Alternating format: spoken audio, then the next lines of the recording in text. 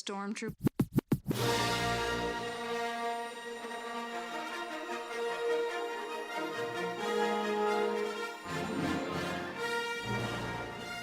What's up, nerds? Welcome to another very special episode of the Multiverse Report. This is our annual Star Wars ranking episode in honor of May the 4th. That's right, May the 4th be with you. Coming to you from Mandalore to Lothal to Coruscant to Ferrix to Atten and everywhere in between. My name is Mike Gibson. With me as always is Steve Haller. What's up, Steve? A whole lot of way harder discussion than I thought it was going to be, or way harder decisions than I thought it was going to be on what our favorite 5 Star Wars TV shows will be. And joining us, as always, for said discussion in honor of May the 4th, good friend of the pod, Matt Beseda. How we doing, Matt? Hi, guys. It is awesome to be with you again. I look forward to this every year, and I can't wait. I look forward to it as well. Of course, we've already been talking about what we're going to do next year. We're so excited to do these every single year. Matt, welcome to the show. May the 4th be with you. Thanks for being here.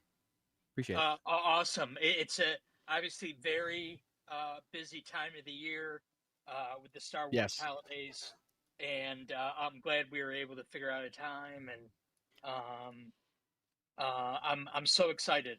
This is going to be interesting because I think we all have, while we share this love for Star Wars, we have different views on things, as we've seen in years past. Sure. So I'm very excited about this. As do many Star Wars fans. And, there's a lot of Star Wars fans that are cool with that. There's a lot of Star Wars fans that feel the need to be very aggressive to people online. Just saying, if you're somebody that is watching this YouTube video or listening to this as a podcast and you're ready to hate on our opinions or yell at us, please stop watching and or listening, because we don't want to engage with you. We don't want to be yelled at. We don't want to yell at you. We don't want other people to yell at you, and we don't want you to yell at other people. This is, like Matt said, we all love Star Wars. We love it for maybe different reasons. We love different parts of it, maybe not as the same as other parts of it. And that can vary amongst the fandom, and that's all okay. We all love Star Wars in general. We're here to talk about the things we love, not about the things we hate, because that's how we win, right, Rose Tico? Not by killing the things we hate, saving the things we love. There you go. Anyway, that's what we're doing. I was trying to remember the quote, and I just, wasn't there. I got it by the skin of my teeth. I was like, I already said it in a way that makes people think that I know it. So it's now I got to prove that I know it. And so we're not here to, I think I say this every year, but like, if you're looking for us to talk shit about the Disney era or how Kathleen Kennedy is ruining Star Wars or how there shouldn't be any women or people of color in Star Wars, we're not the podcast for you. Go find another podcast that does talk about that kind of stuff. There's plenty of them. And great, go deal with it. We're not here to talk about, we're not here to deal with toxic Star Wars fans. We're here to talk about Star Wars because we love it. And anyone who's still listening after that, welcome. May the Force be with you. May the 4th be with you. And I am also including excited, Richard, because Richard Westfall, the man. Welcome, Richard. May the 4th be with you. So this is a pre-record. So we're live on YouTube, despite this being a pre-record. Yes, we are, because I hit the button. Okay. Well, you get a sneak peek. You get a sneak peek. This will be posted permanently in podcast form and on YouTube on Sunday, which is actually May the 4th. Yep. If you're watching on YouTube now, then you get a preview. Lucky Absolutely. You. So, do we want to start with the rules of the game? Sure. Let's go over the rules of the game. All right. So, first off, we are dealing with the 14 canon Star Wars shows. We are not dealing with Ewoks. We are not dealing with droids. Unfortunately. And we are not dealing with, unfortunately, the Genndy Tartakovsky Clone Wars. Yeah. I am prepared to say where I would rank the Genndy Tartakovsky Clone Wars series if it were part of current canon. Unfortunately, it is not. Yeah. So we'll touch on that, because I believe I'm pretty sure Mike and I have the same feelings about that series. I don't know if Matt's seen it or not, but if you haven't, go watch it. If anyone hasn't seen it or doesn't know what we're talking about, there's a a Clone Wars series before the well-known Clone Wars series that introduced Ahsoka and all that kind of stuff. Guy Kenny Tartakovsky did an animated series that is on Disney Plus. It's just not considered canon anymore, but it is incredible, well worth watching. And I'm sure maybe we'll talk about it later when Steve and I bring it up as to where it would be ranked. Could we rank it? But we're just doing canonical, current canon Star Wars shows. Yep. Right. So okay. In that vein, we have Andor, Acolyte, Ahsoka, Bad Batch, Book of Boba Fett. I tried to bounce around and make it not obvious which direction. I thought you were going in alphabetical order. I was trying to go in alphabetical order. I did not have. I didn't pull it out there. Mandalorian, Rebels, Visions, Tales, Young Jedi Adventures, Resistance. I believe that is the and the Clone Wars, of course. Skeleton Crew and Mandalorian. Did you say Skeleton Mandalorian? Crew, I did say Skeleton Crew. I did not. So okay. So there's 14. We're counting Visions, despite it not really being canon, but it is I don't know, current. Yeah. So we'll see. Can we count shows that haven't been made yet? What happened? Where am I? Yeah, we're still getting your audio. Don't know. I can hear you, but I can't see you. Shows that haven't been made yet? What show that hasn't been? I don't know. Lando, droids, whatever. Oh man. So also the Lego shows, while some have been amazing and some have been really, really not amazing, they will also not be counted in this countdown. Yeah. I guess if any of us, no offense to any of the people that worked on those shows, I'm sure it takes a lot of people to make anything. But I don't know that any of those Lego series, or besides the Tartakovsky Clone Wars, I don't know that anything of that non-canon older stuff would be in our top 5, would make our top 5. And I'm just saying that confidently, knowing the two of you and myself. I don't think the Lego Star Wars holiday special is going to crack my top 5. The only way droids or Ewoks would get anywhere near anyone's top 5 is if that was the thing that got them into Star Wars back in the day. Yes. And it was not for me, because I didn't have the Disney Channel or whatever it was on. Neither did I.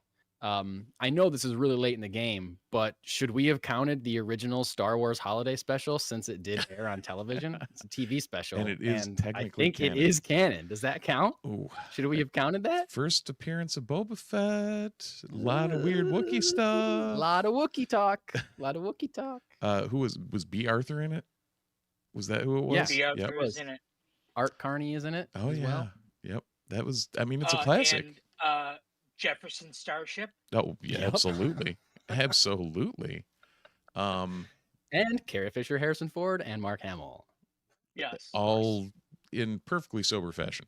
Yeah. So what do you think? Should we give it to Matt to kick this thing off? I think we should kick it off with our number 5s. Oh, the other rule that we haven't mentioned. Oh, yep. Is our standard, the way that we when we do these lists, we are not going to discuss the show until everyone who has it on their list has said it. So if Matt's got Mandalorian at number 5, but Steve's got it at number 2, we're not going to talk about it. And it's not on my list at all. We're not going to talk about it until Steve says it. Does that make sense? Yep. Everybody. So we're not going to over explain and over talk our feeling. We're not going to talk about it when we're going to over explain things. Says it, and we are going to over explain things, but we're not going to over explain things 3 different times. Fair enough. We'll wait till we're all ready to talk about the one show. Talk about it like that. So, Matt, throwing it to you for our number 5. Let's go around number 5s. Star Wars TV shows. Funny, I knew you were going to start with me, and I texted you guys earlier that I was toying with changing something, and my number 5 pick is what I changed. Okay, and you teased a big last minute change. I did, and I'm gonna give my reasons why, but my number 5 pick is Book of Boba Fett. That's a stunner. Yeah. You had both of us speechless there.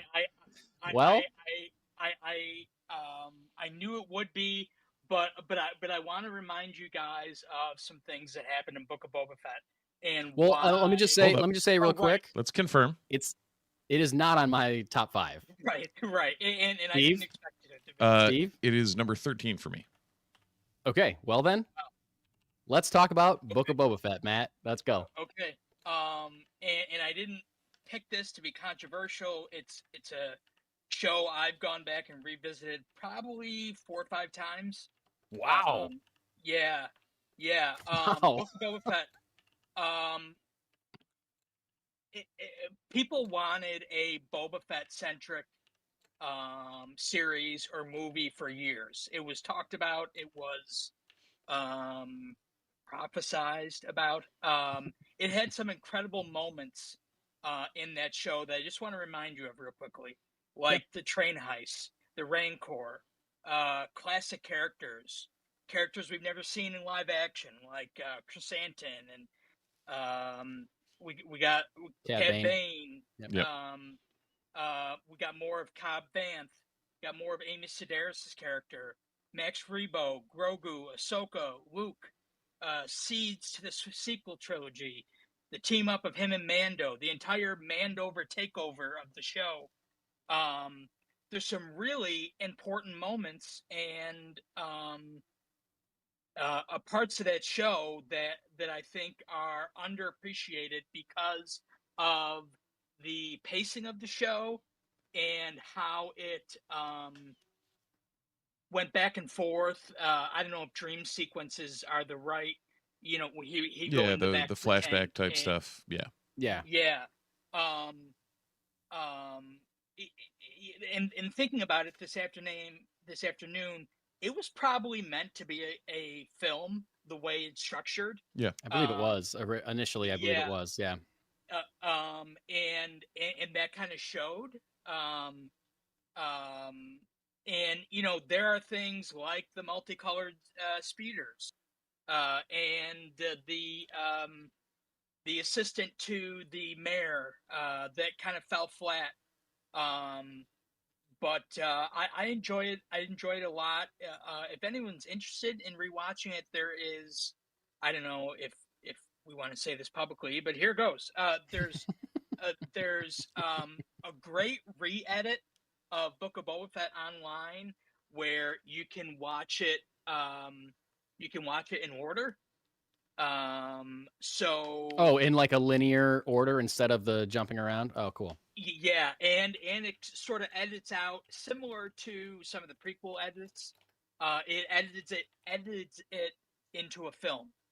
And it's a fun watch. But I think, and you guys may not remember this, that 5th episode of Book of Boba Fett was so surprising and so interesting. You guys did a emergency pod after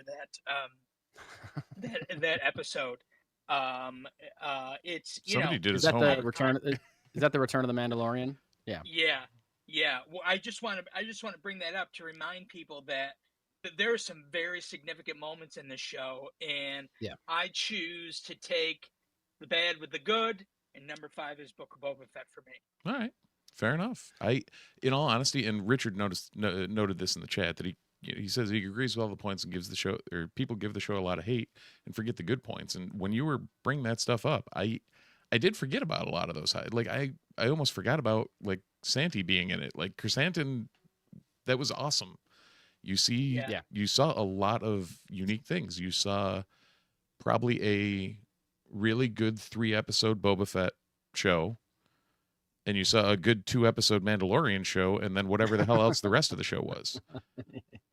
Which is that. In all honesty, I think that's the only problem I had with it, is that the disjointedness of it, because the highs were really high and the lows were really low, but the connectivity just wasn't there for me, and that's really the only knock I have on it, I think.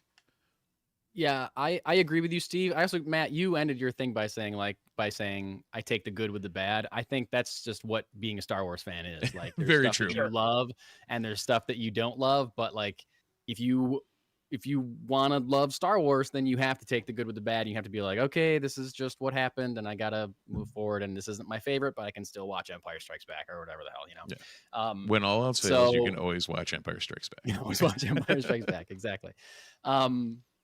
And I I am similar minded to Steve. I have rewatched Book of Boba Fett at least once, not 4 or 5 times.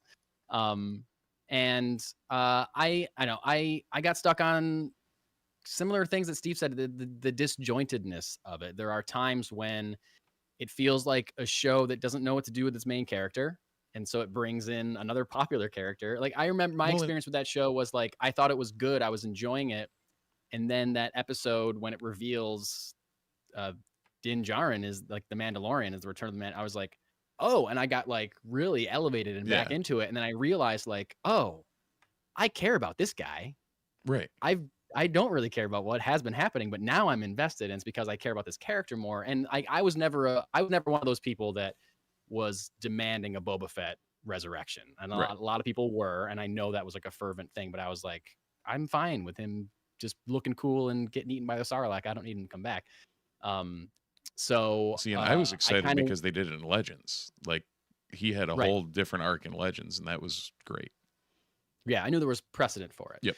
But I do agree with you, Matt. There was a lot of high highs in that show, and the stuff with because the Mandalorian is a character that I love, and it is must watch. It's must see viewing for the story of Mandalorian and Grogu. And a lot of that is because I think there was some behind the scenes stuff that forced the hand of Jon Favreau and Dave Filoni a little bit to do things they weren't expecting to do. But I think the stuff that like the last maybe 2 episodes of Book of Boba Fett are great. Like the final battle where he's riding the Rancor around Tatooine and stuff like that stuff is great. It's really good and it's well shot and it's well executed. And I do like seeing Cad Bane in live action and stuff like that. So you're right. There's definitely a lot of high highs, but again, the disjointedness of it, the story of it a little bit was lacking a little bit for me. So it's not in my top 5, but a bold pick for you, Matt Poseda, for your number 5. Thanks. I was thinking about this earlier too. It might have been in Who Are We to Monday Morning Quarterback. 3 years later. But I think I think the show would have fared better if it was called like Tales of Tatooine or well, that was sure. They had in the old EU, they had Tales of the Bounty Hunters. Like it was literally just a bunch of shorts about the bounty hunters. You could have done that. Yeah. Like do a 3-episode Boba arc, do a 3-episode Din arc, do a 3-episode Cad Bane arc, or whatever. Sure. Yeah, definitely. So thank you for hearing me out on that one. I appreciate it. Of course, man. That's what we're here for. Steve, do you want to go next or do you want me to go next? Do I talk first or do you talk first? Yeah. It's hard to tell with the mask. I'll go next. It's just confusing. Okay. So I don't know how to set it up, but it was a show that I didn't know I needed, that I didn't know I wanted, and spun out of one of my favorite shows of all time. But my number 5 is everybody's favorite crew of clones, the Bad Batch. Oh wow! Number 5 is the Bad Batch. The Bad Batch, I love, but it's not in my top 5. All right, Matt. The Bad Batch, I love, but it's not in my top 5. So, is that an echo? So I no echoes in the show.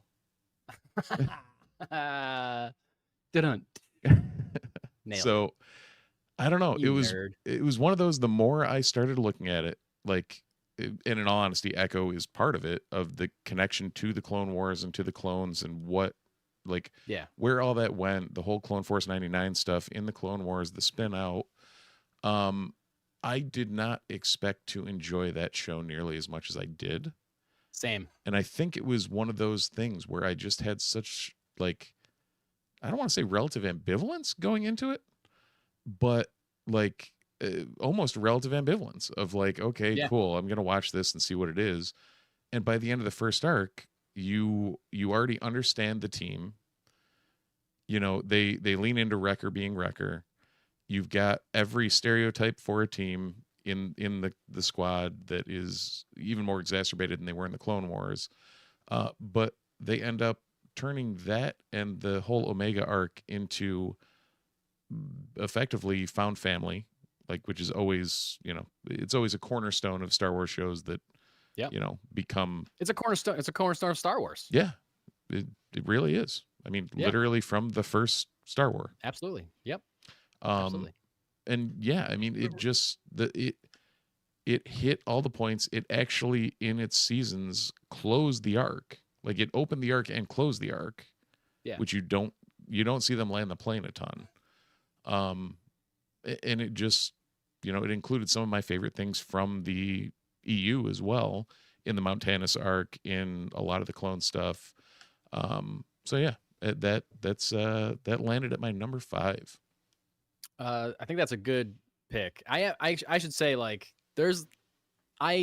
similar to you, Steve, I tried to rank all of them. Yeah. Although I haven't seen Young Jedi Adventures. I've only watched one episode of Resistance, so I can't really rank those two. Yeah. But I tried to rank all the ones that I had seen, and there's like a middle chunk of ones. I think I said in the could chat, shuffle around at any point. Yeah, like, for me, like 4 to 7. It's just really hard for me to rank. Like, I have like a top 3, and then like 4 through 10 are like just kind of the same for me. So it's kind of hard. Yeah. To differentiate. And the Bad Batch is a show that I was not super excited about, because I was not I didn't watch Clone Wars until I think it was already over. I watched Clone Wars like during the pandemic for the first time. And the movies, I think I pushed you to watch the Clone Wars. I think I think you did. And it was like, finally, like, I got all this time. I got nothing else to do. I'm not going anywhere, and I should really catch up. I should do my Star Wars homework and get there. The prequel films really don't do anything to make you give a shit about the clones at all.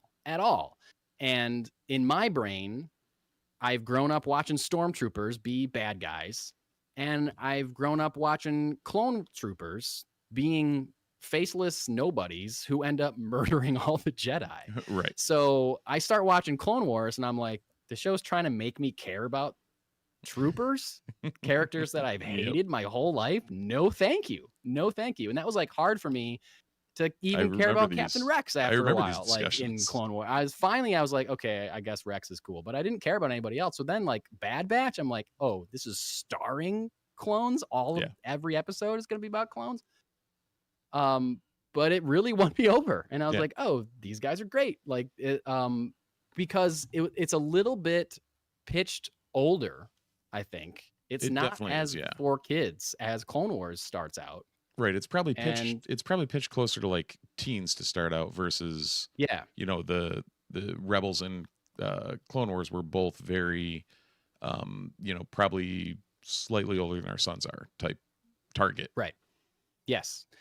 And it really like any episode that explored like the traumas of being a soldier. Like, there, I'm thinking of a couple episodes featuring crosshairs in like later seasons that are like so gut punchy and affecting, like reliving the trauma of war and what they went through in the Clone Wars, and like treating it.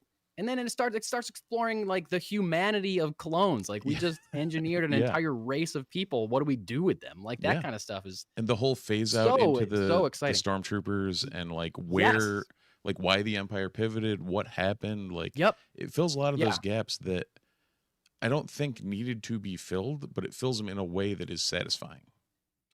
Yes. And it's really interesting to see that connective tissue, like how the Empire got started. Yeah. Because Bad Batch is like a bridge between the prequels and the original trilogy, more or less. It does for that prequels to original trilogy. Between that and Rebels, it works in the same way that Clone Wars did between 2 and 3. And it improves both of them. And at the same time, like Matt mentioned about Book of Boba Fett, Bad Batch also has seeds for the sequel trilogy at the same time, which I thought was really exciting in that last season when they were really starting to lean into, Project Necromancer or whatever. Right. So yeah, no, I love that show. I think it's great. And it was a hard cut for me. It was a contender for sure. Did you have anything to say about Bad Batch, Matt? I talked a lot. Sorry. No, you're good. I enjoy Bad Batch. I enjoy you kind of said it, Mike. Being able to care about these characters that we never cared about before, or didn't, and see it's sort of, I sort of I sort of relate it to the Pixar way of doing things. Like, you never knew you were able to care about bugs or toys or Sure. monsters, Yeah. or you're able to Yeah. care about these things, and it's a testament to that show. I agree. All right, my turn for number 5. Yeah. Okay. Now so we've said 2 shows. We've talked about them immediately. Now I'm pretty sure, knowing Matt Beseda the way that I do, I'm pretty sure we're not going to talk about my number 5 just yet. My number 5 is Star Wars Obi-Wan Kenobi. Are we talking about it? We're not talking about it yet. Okay, I didn't think so. For the All record, right. Kenobi ended up at 11 for me. Whoa!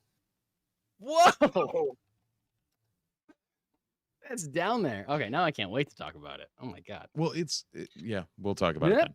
We'll talk about it then. Shocked. That's shocking. Okay. Well, Matt, if you can get over your He can't. Just look at his face. Your friendship breakup with Steve Haller. No, I love. Sorry, Steve. I lied for the record. I did lie. It's 10, not 11. Oh, okay. Oh, I can't count, but yes. Okay. My number 4. We're on to number 4s now, right? We're on the number 4s, my friend.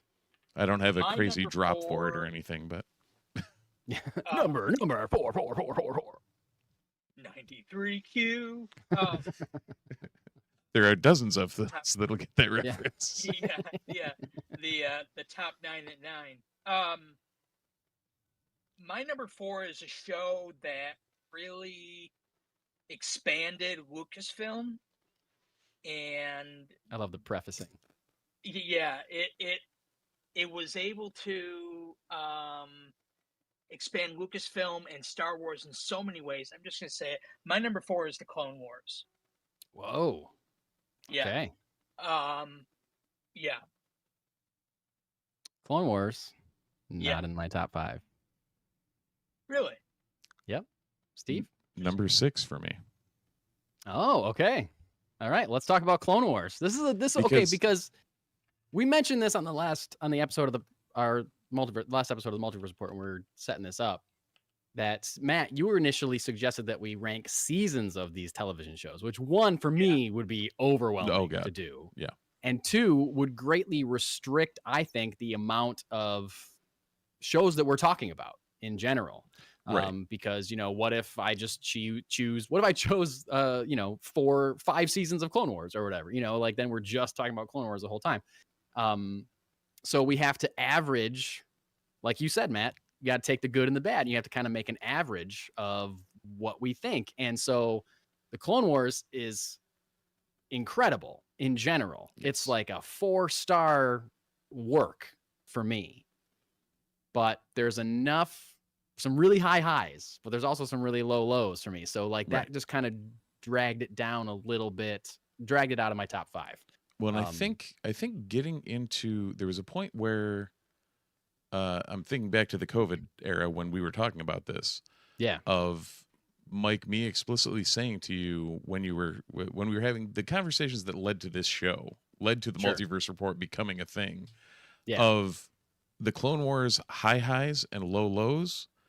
And another show that is probably going to be mentioned at some point today sits how they compared, and the highs of the Clone Wars are so high. And let's let Matt wax poetic. It's Matt's pick. Yeah, let's talk about it, Matt. Yeah. So I think it's a testament to any show, and both. While they don't come out and say this, I think both Lucasfilm and Marvel attempt to make projects that let me restate that. I think a good Lucasfilm or Marvel show is one that is able to elevate another project by what it does. Okay. And Clone Wars elevates the prequel series. Hands down. Yes. The prequels. Absolutely. And I think that is huge because you get to explore Kenobi more. You get to explore Anakin more. You get to explore these characters that you can't fit in 3 2-hour films or 2-hour films. It depends on, Phantom Menace, But I just think there's so much good in there. I'll never forget. Steve and I became close during COVID, and he said you have to watch Clone Wars, and I did. It took me longer than I thought it would, but he said that the Siege of Mandalore was in his very top of Star Wars arcs, and it is that those last 4 episodes, from the old Lucasfilm titles to how they introduced it to the story that they were telling, is fantastic. Now, again, you take the good with the bad. I think season 1 doesn't hit right away, and season 6, I think, is to quote Twins, the movie Twins. It's sort of that extra stuff that came after. Can confirm that was not on my bingo card of things we were quoting tonight. Nope. Yeah. So Matt, the other thing too, I don't know when the last time you went back and watched the Clone Wars was. It's been a while. So Mike and I recently have watched it with our kids, and we both, going into the rewatch, thought about like season 1. Oh yeah, it's going to be a slog. There's some bangers in season 1. Some really good action in season 1. Yeah. Okay. Yeah. Okay. Maybe I'll rewatch this summer. There's a great 3-part documentary. It's an independent documentary on Clone Wars on YouTube. Oh, wow. It's about an hour and a half, and it really talks about how what was going on behind the scenes, how the show evolved, and really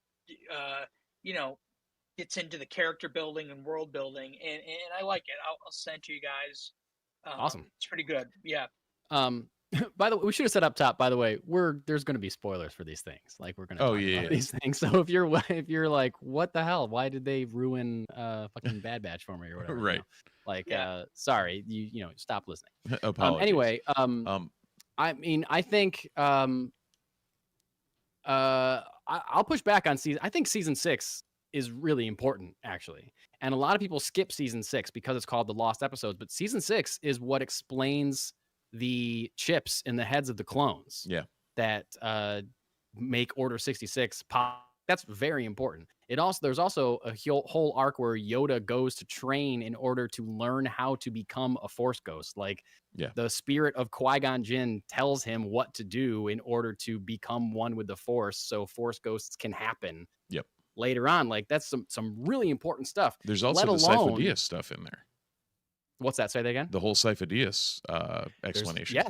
Yes, we get more background on the Sifo Dyas stuff, and that's just in one season that Clone Wars does. Right. Like, let alone the fact that it graces us with the character of Ahsoka Tano. Yeah. For God's sake, wouldn't exist without the Clone Wars. Right. And I can't remember where she landed, but I remember she landed on all 3 of our Force users lists. Yes. Yeah, for sure. And like even lesser characters, but like Captain Rex, and you get a lot more of you just get a lot more Anakin and Obi-Wan kind of stuff. And you learn a lot, like you said, Matt, you learn a lot more about Obi-Wan. You get the relationship that he used to have with Duchess Satine and all that kind of stuff. For God's sake, this show brings back Darth Maul. Yeah. You kidding me? we like Star Wars fandom owes a ton to Clone Wars, and even if, not like Ahsoka has appeared in a million other things outside of Clone Wars, but she shows up and she's become a really important character, and we owe Clone Wars for that. And yeah, and a lot more, So certainly worthy ranking. Anyone who's seen it and is wondering about season 1, just go back and watch. I think it was episode 14 or 15, Trespass. Okay. With Senator Chuchi and the Tells and all that. Like, that episode hit hard. Like, that was not a kid's episode. Yeah. And then you had like the Malevolence arc. You had a whole bunch of stuff that they definitely kept it lighter toned, but like Rookies with the whole Domino Squad stuff. Yeah, they brought it at the beginning. Season 6, season 7 was just an absolute banger. Yeah, season 6, 7 is an absolute banger. Yeah. Yeah, I mean the whole I mean, we wouldn't have the Bad Batch, my number 5, if it wasn't for Clone Wars. We wouldn't have the Bad Batch. Yep. For a long time, I literally said Clone Wars was the best Star Wars outside of Empire. This is before like other shows came out and whatnot, and other movies and all that. But like I would sing the praises to anyone who would be willing to listen, because it's just like you said, Matt. The highs are so high, like it's well deserving to be on a top 5. Yeah, and to be fair, up until 3 days ago, I believe was on mine. Yeah. I think it suffers a little bit from, it started in the time when when it was on cable television. Yep. And it had to be 22 episodes. And so it feels like a lot of filler sometimes. Sometimes things that could have happened in maybe 1 episode or 2 episodes happen in 4 episodes. Some storylines are a little bit dragged out because they have to hit a 22, 24 episode run. Yeah. It started with that mess of a movie. And it starts with a mess of a movie. Exactly. And it's not that it makes those stories bad, but it makes them a little bit harder to sit through, and it messes with the pacing. Like sometimes you come off of an arc, you can come off a 4-episode arc that's like really cooking, and then it drops into some like Padme political drama that you're like, I do not care about this at all. I don't care about the banking clan or whatever. Or the Meeber Gascon and the droids and the droid thing. Yeah. And even that, like the second time I watched it with my son, like the droid thing was actually more fun than I thought it was the first time. Yeah. But it certainly is like, I'd certainly rather be watching Ahsoka and Anakin, wrecking some battle droids than the Mortis arc. The Techno Union have Army. Is that your service?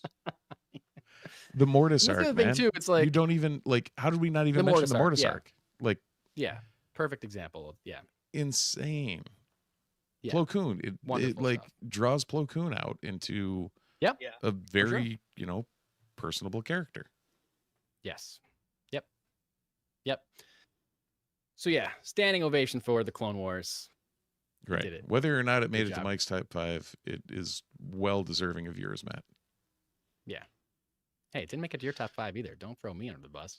That's what I said. Oh, I thought you said didn't make it to Mike's top 5. No, I said Mike's and mine. Oh, okay. I'm looking at mine right here. It's not there. Okay. I said it's number 6. Steve. Well, what's your number 4, Steve? My number 4 is going to be... I'm separating you two on the screen. Thanks, Mom. So my number 4, I can just about guarantee is not on either of your lists. It is a show that came out within the past year. It focuses on a era of Star Wars that I greatly enjoy. And it is The Acolyte. Can't talk about it yet. God damn. All right. Mike, what's your... I did homework for this one. I told you guys I did homework. I did some rewatching. I did some binge rewatching. So much so that I'm maybe a little burned out on Star Wars. which is a shame I coming was going to into say May you the did 4th. that coming into May the 4th and Andor going full throttle. Yep. I think we might have we might have broken Richard. Oh, really? Sorry, Richard. So, my number 4 is a show I don't know if we're going to talk about this or not. I don't know. Okay. I'm not sure. I'm not confident because I don't know I'm guessing not. But I could be wrong. My number 4 is a little show called Star Wars The Mandalorian.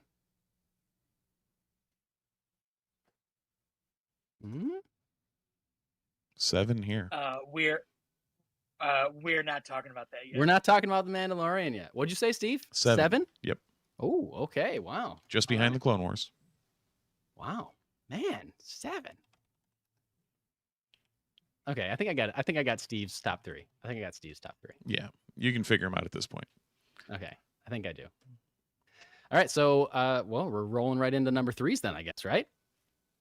So wait, Seems like we haven't talked about Obi-Wan, we haven't talked about Acolyte, we haven't talked about Mandalorian. Those are the 3 that are outstanding currently. Okay. Well, Matt, let's go.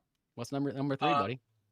I think we're gonna have another one outstanding because my 3rd pick, I love it. It is such a good show. It is some of the best Star Wars I've ever seen. Is Andor. Yeah, we're not talking Number about 3 that. is Andor. We're not talking about Andor. Yeah. I'm logging where everybody's picks are too. Okay. That's why I keep looking over and typing. I appreciate that you do that, Steve. I'm here. Really I'm here for tech support, Mike. So my number 3 is also a show that has come out in the past year. Yeah. Probably the one that Mike thought I was talking about the last time. It is. And it may have been exacerbated by the fact that I watched it with my son and he said it is his favorite show of all time. But it is starring Jude Law and a bunch of really, really goddamn cute kids. And Neil, Skeleton Crew. When you have a child Ortolan as a main character, you are going to win my heart. So, Skeleton Crew, I love, and it was part of my homework, was part of my rewatch. Mm-hmm. But it's number 6 for me. All right. Just did not make the top 5. Skeleton Crew was part of my homework. No. But is also number 6 for me. Oh, okay. All right. Let's talk Skeleton Crew. Steve, hit us. I think it's strictly the way it hit and the way it felt. Like it was a straight up Amblin Entertainment show. Yes. And it brought me back to the 80s and like the late 80s, early 90s, like childhood feeling of it brought me back to that feeling of what Star Wars could be. And we haven't seen that. Sure. Like we see serious Star Wars, we see ultra kid Star Wars, but this was like something I could show or could watch with my son, but also get like another layer out of it. If that makes, it added to the world of Star Wars, it added to the universe between all the, basically all these Old Republic credits being sequestered away on these worlds, creating this whole banking syndicate behind closed doors for Palpatine and all that. But at the same time was just a fun romp. And it showed us crazy aliens and like a Shistavan pirate leader that was trying to track down these kids. And like, there was just all these cool things that make Star Wars. And it just felt right. I don't know any other way to describe it. Like it was a very Star Wars show. Completely agree. Like I said, I just rewatched it within the last week, and it's a show that feels feels like Star Wars, while at the same time it's like so familiar, but also so radically different kind of at the same time. And I think part of it is because it's focused on kids. Yeah. Because they're going to places that we've never seen before. because it's like a different type of story that we've ever seen before. Lost kids trying to get home, pirates are involved. Like it's almost like you said, Amblin. It's a little bit Peter Pan-y kind of at the same time. Yeah. It's just really good. I like it didn't quite hit for me. The first half of it didn't quite hit for me as hard. Yeah. Well, I'm on a rewatch. But the last three really did, especially the last two. I was like, oh, these are dope. There's like a one shot where Jude Law finally gets to the vault in Atten and he takes the one credit off and they all start falling down. And he just starts laughing. But he's just like, just a kid in a candy store. I did it. I did it. I finally got here. This is my life's dream. And I was just like, this rules. This rules. He's crushing it. Jude Law's incredible in the show. I love the practicality. There's so many just like rubber suits. Oh yeah. And like even like that cap, the pirate captain that's the Wolfman guy from the cantina. Like his mouth does not match up at all with what he's saying. No. And I don't care one bit. I'm like, this is great.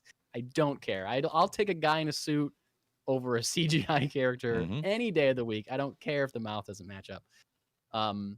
Yeah, all the kids are great. Something like an epiphany I had, and I don't know if this is just me connecting dots where there really aren't any, or if it's actually meaningful, but I think part of the reason that those four kids function so well is that there are parts of each of their personalities to me that represent the personalities of the core characters of the original trilogy, which I think is what kind of makes it feel like Star Warsy. Like Wim is Luke, because he wants to be the hero, but he's also stubborn. He wants to be the leader. He wants to be, and he's stubborn. He's like Leia, right? Right. But also Fern is like Han, because she's like a rough badass, but also she's stubborn and wants to be the leader, similar to Leia, right? They each have a Han and Chewie style friendship with their best friend. Yep. But on one end, Neil is like 3PO 100%. because he's terrified all the time, but is also helpful in certain situations. And KB is like R2, because she's super smart and super capable and helps him out of a bunch of jams all the time. So it's like you get those core characters and those core relationships just kind of melded in with these four characters, which I think is really cool. Absolutely.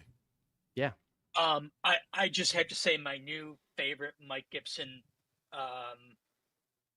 explanation of something is Peter Pan-y. I'm going to use that. It's a little Peter Pan-y. Peter Pan-y.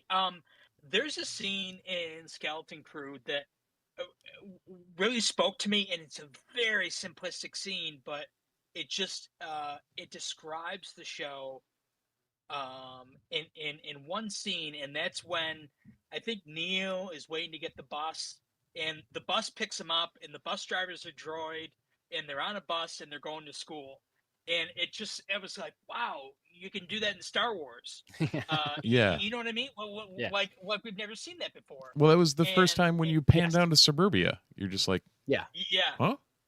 And I was like, this is different. This is similar to Andor, which we haven't talked about yet, but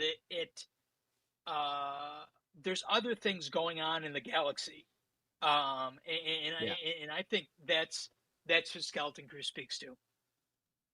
I mean, that's kind of the trick, right? And like Star Wars, especially with their TV shows, is known for like plugging holes either between movies or during movies or between trilogies or whatever. But like, you never want to do something that's so big and so bombastic that it makes whatever's going on in that trilogy feel unimportant. You know what I mean? Like you can't do something, you know, if you're having a show that takes place between Empire Strikes Back and Jedi, you can't like have an occurrence be so major and so galactically important that it is like, well, then why the hell would Luke care about what's going on Endor? Because this is like the, you know, it's like, you know, the Marvel movies get into that. Like, well, why wouldn't you just call the Avengers? Like, why are they out of town? Iron Man. Yeah, exactly. Where's everybody else?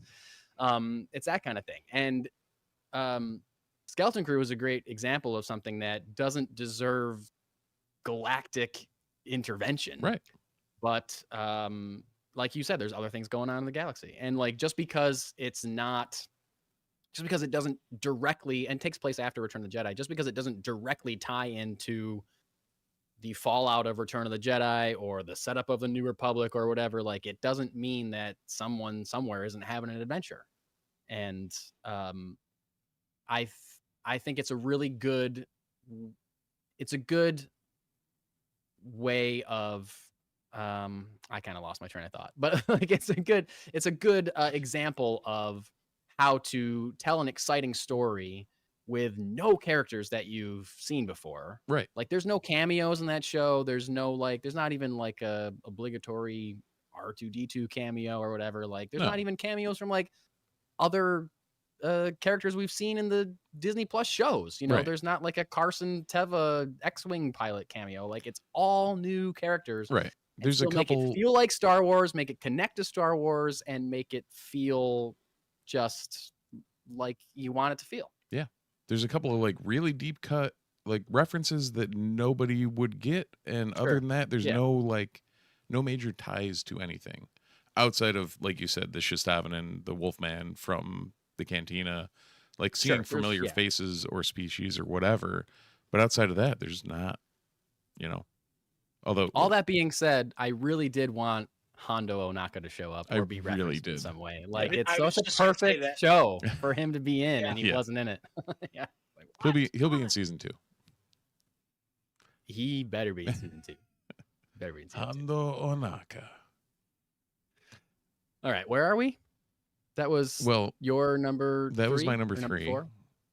You got one canister of the connection cable. Yeah, Hondo's alive during the sequel trilogy, so he could definitely be around. He could definitely be in season 2 of Skeleton Crew. So this is we're at my number 3. Mike's number 3. Well, now. Oh boy, he needs a drink for this one. This was part of my homework. This was part of my rewatch. And it was easily my number 3. Okay. Easily. My numbers 1 and 2, really hard to touch for me. Like, leaps and bounds away from everything else. Number 3 was a question mark for a long time. And then I rewatched this show. Easily, my number 3 is a show called Star Wars: The Acolyte. So incredible. Our 1 and 2s are the same, for the record. Yeah, I know, I'm sure they are. Matt, Acolyte on your list or no? Acolyte is not on my list. I love it though. You should rewatch it, my friend. You should rewatch it. Woo! I know there was a lot of shit around this show. Yeah. When this show came out. There's a lot of bullshit around this show. People mad that it was created by a woman, mad that it starred women, mad that it starred black people, mad that there weren't white men. Mad about everything they could be mad about. Thing. Steve, you and I got yelled at on social media for admitting that we liked it at all. Just eviscerated on social media for liking a thing. But goddamn, this is some of the best Star Wars that exists, I think. It's so good. It's so good. It like similar to what we were saying about Skeleton Crew. And again, part of the reason I love Star Wars is that it takes place over such a long timeline. You can just pick a time and tell a story. And it doesn't have to tie into whatever Luke Skywalker is doing. It doesn't have to tie into what Anakin and Ahsoka are up to. Like, it can just be its own story, like Skeleton Crew or like Mandalorian, like we just said. The Acolyte is far enough removed from everything else that it doesn't really affect anything. And you are free to tell a story that you want to tell. Yeah. And this story being so rooted in what the prequels end up telling us, what Clone Wars ends up telling us about the corruption of the Jedi Order, or the arrogance of the Jedi Order that ends up leading to their downfall. It like kind of, it doesn't start here, but this is the earliest example. This is the earliest thing outside of comics. This is the earliest piece of Star Wars media that we have outside of books or comics. And it really shows like, yeah, the Jedi think they can get away with anything. And I know a lot of the people that didn't like this show didn't like that it was making the Jedi out to be bad guys. Right. That but the you know Jedi what? were fallible. The prequels are doing that too. Mm-hmm. Your precious prequels are, that's the point of those movies. They're also saying the Jedi don't know what they're doing and they're too wrapped up on their own shit. Anyway, I think a lot of the acting in the show is great. Yeah. Not all of it's great. There's some clunkers. The story is excellent. This is the idea. Twins, one raised by the Jedi, one raised by the Sith or whatever. Like, you know, that's broad strokes, but still great idea. Right. The structure of it, the fight choreography. The fight choreography is probably the best fight choreography we've seen in Star Wars. Yeah. Hands down. And I say that because it's practical. It's all practical fighting. You know, like people love the lightsaber fights in like, you know, the Obi-Wan versus Anakin in Revenge of the Sith or whatever. Like 60 to 70% of that is CGI. And those are computer animated characters that are flipping around and doing that. No?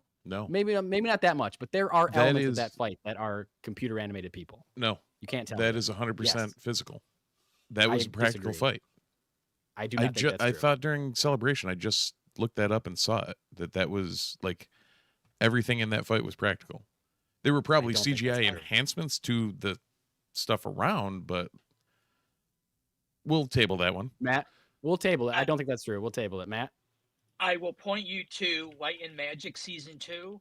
I don't want to spoil it, but that will answer that question thoroughly. Well, why don't you? Well, is one of us right, or is it like a mix? Yeah. Steve is more right. Okay. Yeah, it's they used a line. They used it with Dooku too, where they if there was a stunt double or something, they changed the face on the stunt double to look like. But a lot of they went through like 6-8 months of training. Well, yeah, no, I know. I'm not saying I know they did lightsaber training. Like, okay, so sorry, I take it back. But like, maybe it's just me. Maybe it's what you said, Steve. Like the surrounding is so computer generated that it makes everything look computer generated to me. So you can watch possibly fake. But go on the Revenge of the Sith. I think you have that Blu-ray collection, if I'm remembering correct. I do not own any of the prequels on physical media. Oh, okay. Sorry. So I don't like them. No, sorry. I ended up getting them from I think my in-laws for Christmas one year got me the original 6 before the sequels come out, in Blu-ray form, and they had all of the old behind the scenes like on all the Blu-ray discs. And there's one where you literally watch them run through the entire fight sequence on a green screen. So I think for you, what's happening is it's all the background stuff is crazy and shifting and whatnot. And when you zoom out on a fight scene that looks like that, a lot of times the characters stand out and look like they're computer generated, even though they're the only thing that's not in the scene. But I also remember seeing a documentary about George Lucas bragging about how these look at this, they look just like real people, and it was a scene from that fight scene with Anakin and but I don't know, this was a long time ago that I'm so whatever. Anyway, we're not talking about Revenge of the Sith. I brought it up. Maybe I brought it up erroneously. Hold on. Maybe I didn't. Hold on. We tangented about Star Wars? Really? Yeah, we tangented on Star Wars. That never happens. Regardless of comparing it to CGI fights, the fights in The Acolyte, I believe, are the best choreographed lightsaber fights or non-lightsaber fights that we've ever gotten in any Star Wars project, hands down. And come at me. Yeah. Come at me, bro, or argue with the wall. I don't care. Right. For any knock anyone has on that show, that is not one of them that you can possibly cannot be have. one of them. It cannot be one of them. I will probably not fight you, but I will talk directly to you in a manner that is condescending. Or I will just completely ignore you because you're wrong.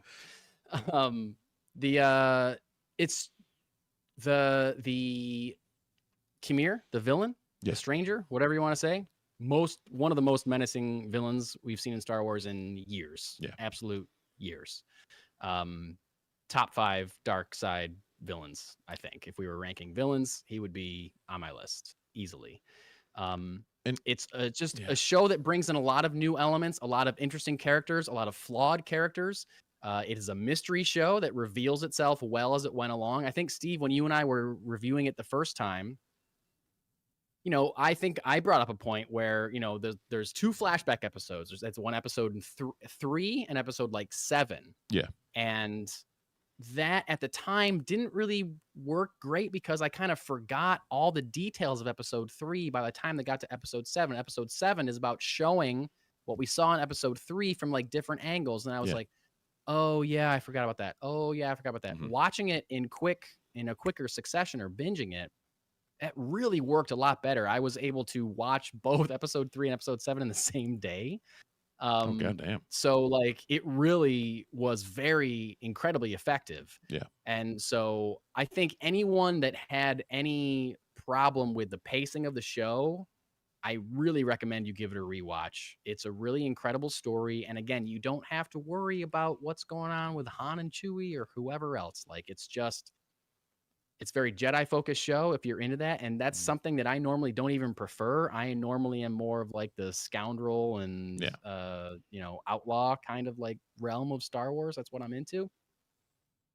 But this being so Jedi and Force focused, there's crazy Force visions. There's crazy Force powers and things that I just love about Star Wars. I love weird Force stuff. And this show is all about it. I like the witches. I like the Jedi. I like all of it. I like all of it. The Acolyte, high recommendation for the Acolyte. Yeah. It's definitely worth a rewatch. And so I didn't get to talk about it during when I dropped it at 4, which I think we talked about prior. My 3 through 7 was just I flip a coin. I feel like Mando was always going to end up in 7 of those. But then between Clone Wars, Bad Batch, and Acolyte, and Skeleton Crew, it was just I don't know. I really it took a lot of consternation. My 4 through 9 were very tough. My 4 through 9 are all similar. Yeah. And Mando, the only reason it ended up lower for me was strictly because of we'll talk. I think we still have to talk about that, don't we? We have not talked about Mando yet. Okay. We'll talk about that when we get there.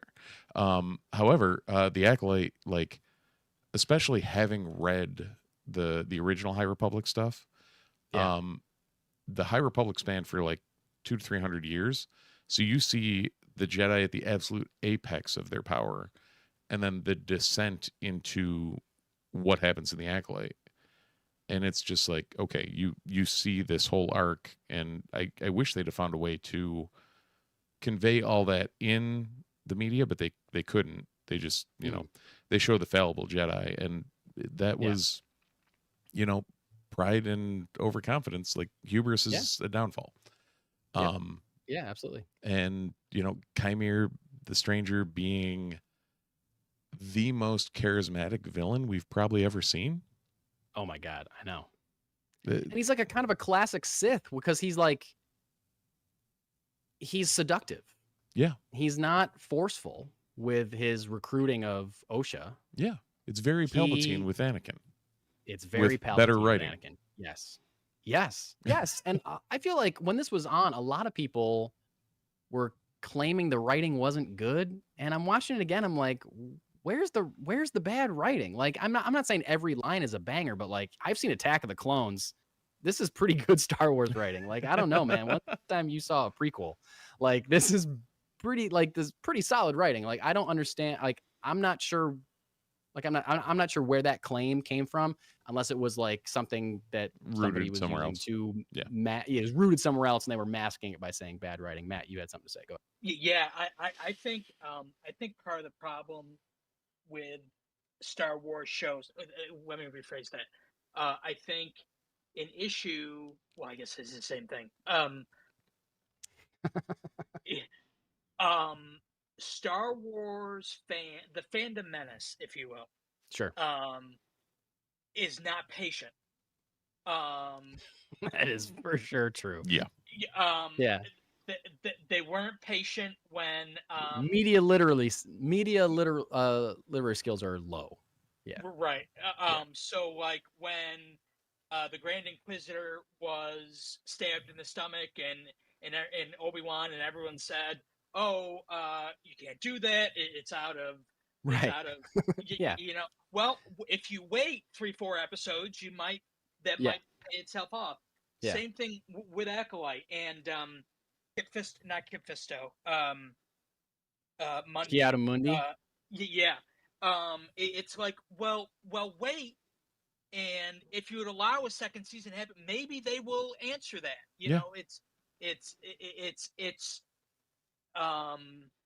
they're so quick to judge, and so it's like, let the story play out, see what it is. You don't go into a movie and are trashing the end of the movie because of something that happened in the beginning of the movie. You got to see it for what it's. For the story it's telling you. Yeah. For what it is. And I was reminded of a couple things that I had forgotten about when I was rewatching it this past week, like things that made people so mad. I was like, oh man, I forgot that was, I'm not going to say it because I don't want to derail and it doesn't matter, but I was like, oh yeah, I forgot that was a thing people are mad about. I can't believe people are mad about. That's such a stupid thing to get mad about. Like, I was like laughing, like, I can't, why was this such an outrage? I don't understand. Like, just take it for what it is. Yeah, I don't know. I think the show was I think the seeds were planted for a second season. Between absolutely. Plagueis and Yoda and Vernestra at the end. Darth Plagueis was in this show. Jesus. Which technically it was just an unnamed moon, but you know.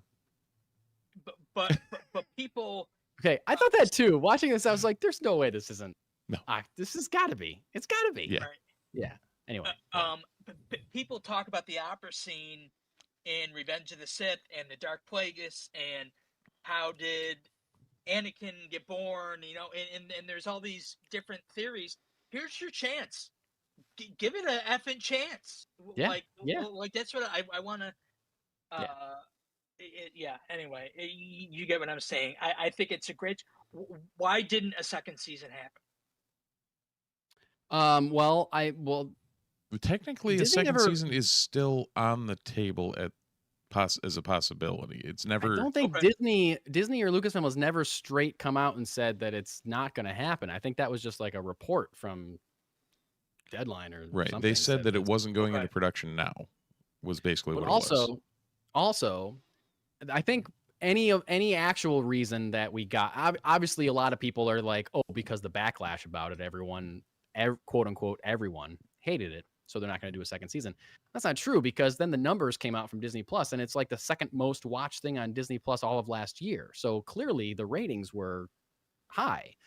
The only actual reason I ever heard it was that it was a very expensive show. Yeah, and it was. Rewatching it again, I totally understand how expensive it was, because we're talking, we mentioned practical sets and things on things like Skeleton Crew, whereas something like Mandalorian maybe looks a little bit more volumey because they film a lot of it in the volume screen. And I definitely see that. I see that with the Ahsoka show too. But like Acolyte, similar to Skeleton Crew, lots of either on location shoots or really huge sets that must have either been built or scouted in some way, like practical sets, practical location shoots.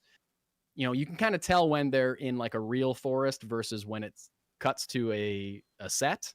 But still, those sets are huge, and shooting on location isn't cheap, so like, and there's tons of visual effects between like the force powers and the lightsabers and like all this the force visions and all this crazy, the witch stuff that's happening. Like there's a lot of effects in this show. So I understand that it being an incredibly expensive show, and then maybe because of the backlash, them not wanting to spend that much more money on a second season of a show that people are going to yell at. But even so, like, again, the ratings were clearly through the roof for Disney Plus. So I don't know. Take a swing, Disney.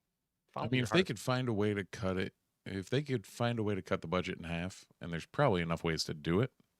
Yeah. Like, I wouldn't see why they wouldn't do it. Yeah. Yeah. But And all the I praise in mean, the world to Leslie Headland yeah. and her team. She was great. Great job. If the rumors about what it costs to make Andor are true, I can't imagine Acolyte is. Yeah. Well, part of the Andor budget was inflated because of the strikes, and they paid to keep everybody on retainer. But yes, it's a very season 2 is incredibly expensive for Lucasfilm and Disney. Yeah. So anyway, that's my number 3. Are we ready to move to number 2? Or do you want a tangent about CGI fights versus practical fights a little bit longer? I mean, I'll always talk fight choreography with you. You know, I know I haven't mentioned this to you guys yet, but I have an idea for next year's countdown. The thing you've mentioned 3 to 4 times in our text thread. Yeah. Oh, by the way, I would put the Genndy Tartakovsky Clone Wars at number 3 if we were including it. That's where I would put it. Same. Wow. Okay. Yeah. Real quick on the Genndy Tartakovsky Clone Wars, because I did watch a couple episodes of that just in my homework, just for the hell of it. It's so good. I love the lack of dialogue. Yeah. It's like mostly it's subtle storytelling. It's visual storytelling over dialogue storytelling, which, no offense to George Lucas, not really great at that. No.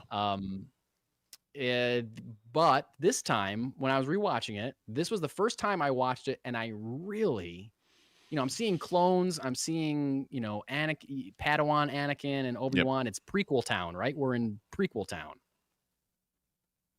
I was like, where is Ahsoka? Why isn't Ahsoka in this show? Oh, that's right. Because it was made before Ahsoka existed. Yep. Like, this is an older thing. And like, I love that show. I love it so much. And I'll say, like, it only breaks canon maybe once or twice. It doesn't do a ton against canon. Yeah. It does a little bit, besides maybe a couple deaths. And if you approach the fights as if it was like somebody telling this tale of like the crazy shit they're doing. Yeah. But outside of a couple, 1 or 2 things, like, it really doesn't mess with canon too much, other than Ahsoka's not there. Right. And I felt I missed her presence. We do get the first appearance of Asajj Ventress.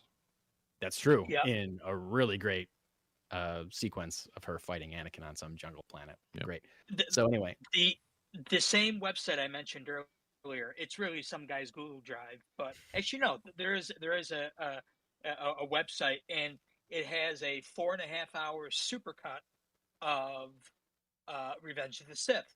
And it combines last 4 episodes of Clone Wars, that Clone Wars series, the 2003 2004 Clone Wars series, and Revenge of the Sith, and it really melds it well.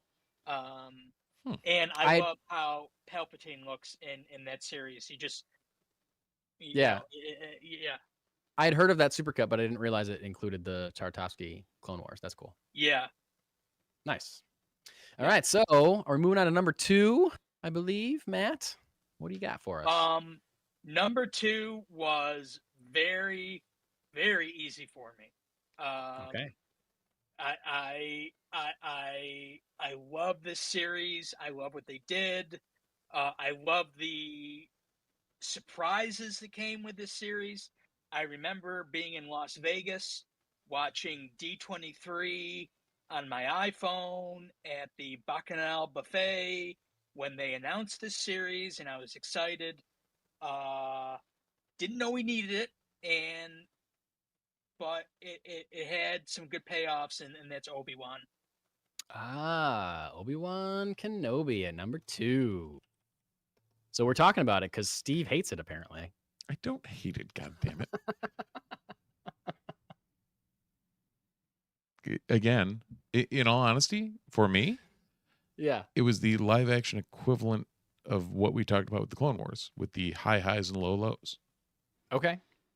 Well, Matt, it's your number 2. You kick it off, buddy. Kick off this conversation. Sure. I didn't make any notes on this one because I think I can speak pretty fluently on it without thinking about it. It was a story that, there's this 20-year gap of what happened to Obi-Wan Kenobi and you know, on Tatooine. The surprises came. No one expected or thought they would enjoy it as much as they did. Leia, young Leia, who sort of stole the show. Yeah. I mean, really awesome. Some, you know, there's some deep moments with Obi-Wan there where he talks about his family and how he doesn't really remember them, and he talks about Padme. Um, when she asked if she knew his mother. There were two scenes I had to go back and watch today because I want to make sure I had him ranked right. And the scene I watched from this was the lightsaber duel on the abandoned moon between Darth Vader and Obi-Wan. That filled in, for me at least, it filled in so many gaps with a certain point of view, how and why, you know, small things, small details like why Obi-Wan calls him Darth instead of Vader, or you know, which they probably didn't think of in 1977, but they also didn't think that Luke and Leia were sisters and brothers. There's a lot they didn't think of in 1977. Yeah. Right. Yeah. Hindsight. Right. I think again, this site, these guys aren't paying me, I promise. It cuts Obi-Wan into a 2-hour film, which I believe it was originally intended to be a film. Yeah. Which again, you can see where I think it this a little bit more than Book of Boba Fett. It blends well together. The pacing is good in it, I think. Yeah. We also saw something I don't know if anyone ever thought they would see, and that's Hayden Christensen return to the role because of so many reasons. You know, we don't need to go into it, but obviously it and him being able to see his acting ability, which I don't really think George Lucas was able to fully he's control or understand. George Lucas is not an actor's director. He is not an actor's director. Yeah. And I love the series. I think there's a lot of fan service between Luke saying hello there and the subtle John Williams score, you know, Skywalker era score themes in there, and the 10-second Qui-Gon cameo. I mean, I think it's great. I think it is feel-good Star Wars. When that last episode came out, I watched it, I think, 4 times in the same day. Wow. I absolutely loved it. It was just, I was working at Salve at the time, and I was like, you guys have to watch this. And I don't know. That show I thoroughly enjoy. Well, yeah, it's my number 5, and I had rewatched it, I think, sometime last year, and because it was one that I liked when it was on, but I found, similar to Acolyte, I found during a rewatch, I was like, oh, this is excellent. You know, not having to wait a week and, you know, not having to remember what happened last week. Yeah. Huge benefit. And I think that's because it really should have been a movie. The reason that Obi-Wan Kenobi only number 5 for me, I think it would be higher if it was a film. I think Obi-Wan it was designed as a movie, and for whatever reason they, you know, maybe because Rise of Skywalker didn't do great, or they were, you know, Lucasfilm was in a panic after Last Jedi. Like, they knew they had to put out Rise of Skywalker, but they didn't know what the fuck else they were doing. And so they, you know, the Boba Fett movie became a show. Obi-Wan movie became a show. Yeah. Like, those definitely should have been Star Wars stories, films. But so we're watching it in quick succession, binging it. It really works better for me because the pacing, like you said, Matt, like works really works a lot works better. But you can tell there's times that it's being dragged out. Like there are times where I feel like it should be shorter, and there's times where I think it could be a lot longer. So that's what kept it at number 5. But still, it's at number 5, despite all that. In this rewatch that I did last year, and this is not one that I rewatched in the last week or two, in the last month, because I just knew I loved it so much because of the rewatch that I did last year. And a large part of why I love it so much is simply that we get more Ewan McGregor as Obi-Wan and Hayden Christensen as fucking Darth Vader. Yeah. This is a show that Darth Vader is in. He's one of my favorite Star Wars characters of all time. I get more of him. Okay, right. Great. And they don't screw him up. They make him menacing, and you see him being terrifying, similar to how, like, when Rogue One came out, we're like, oh, that's why everyone's scared of Darth Vader. We've never seen him do anything that is that horrifying. Like Obi-Wan, we get to see him snap the necks of children from a distance, just like he's terrifying. He's terrifying in that show. Yeah. And Obi-Wan is right to be nervous and to be scared, and that battle on the barren moon at the end is great also. And I don't know, man, just like everything you said, like I was very skeptical going into the Obi-Wan show because I knew it was about him going on an adventure off Tatooine. And I was like, he's there to watch over Luke. What could possibly be more important to him? Like, he took a vow. He's hiding out on Tatooine to make sure Luke is okay. What could possibly get him to leave Tatooine? And I don't think anybody thought that it was going to be about Leia. Like, young Leia gets kidnapped. Like, what a genius thing. Like, that blew a circuit in my brain when I thought of that, or when I realized that's what we were seeing. And they did it in a way where it doesn't mess anything up in A New Hope. She knows who he is in A New Hope already. Now it's just like another layer that we get to add into the experience of watching that movie. Now we watch A New Hope. We know that she's asking for him partly because her dad is suggesting it, because of Rogue One. But also we know that she trusts him because he rescued her when she was a child. And that's a huge deal. That's like a huge connection between those two characters that didn't exist before. And it just widens the depth of the story and widens my love of both of those characters in such a way that, I don't know, it's great. I think a lot of the design of that show is cool.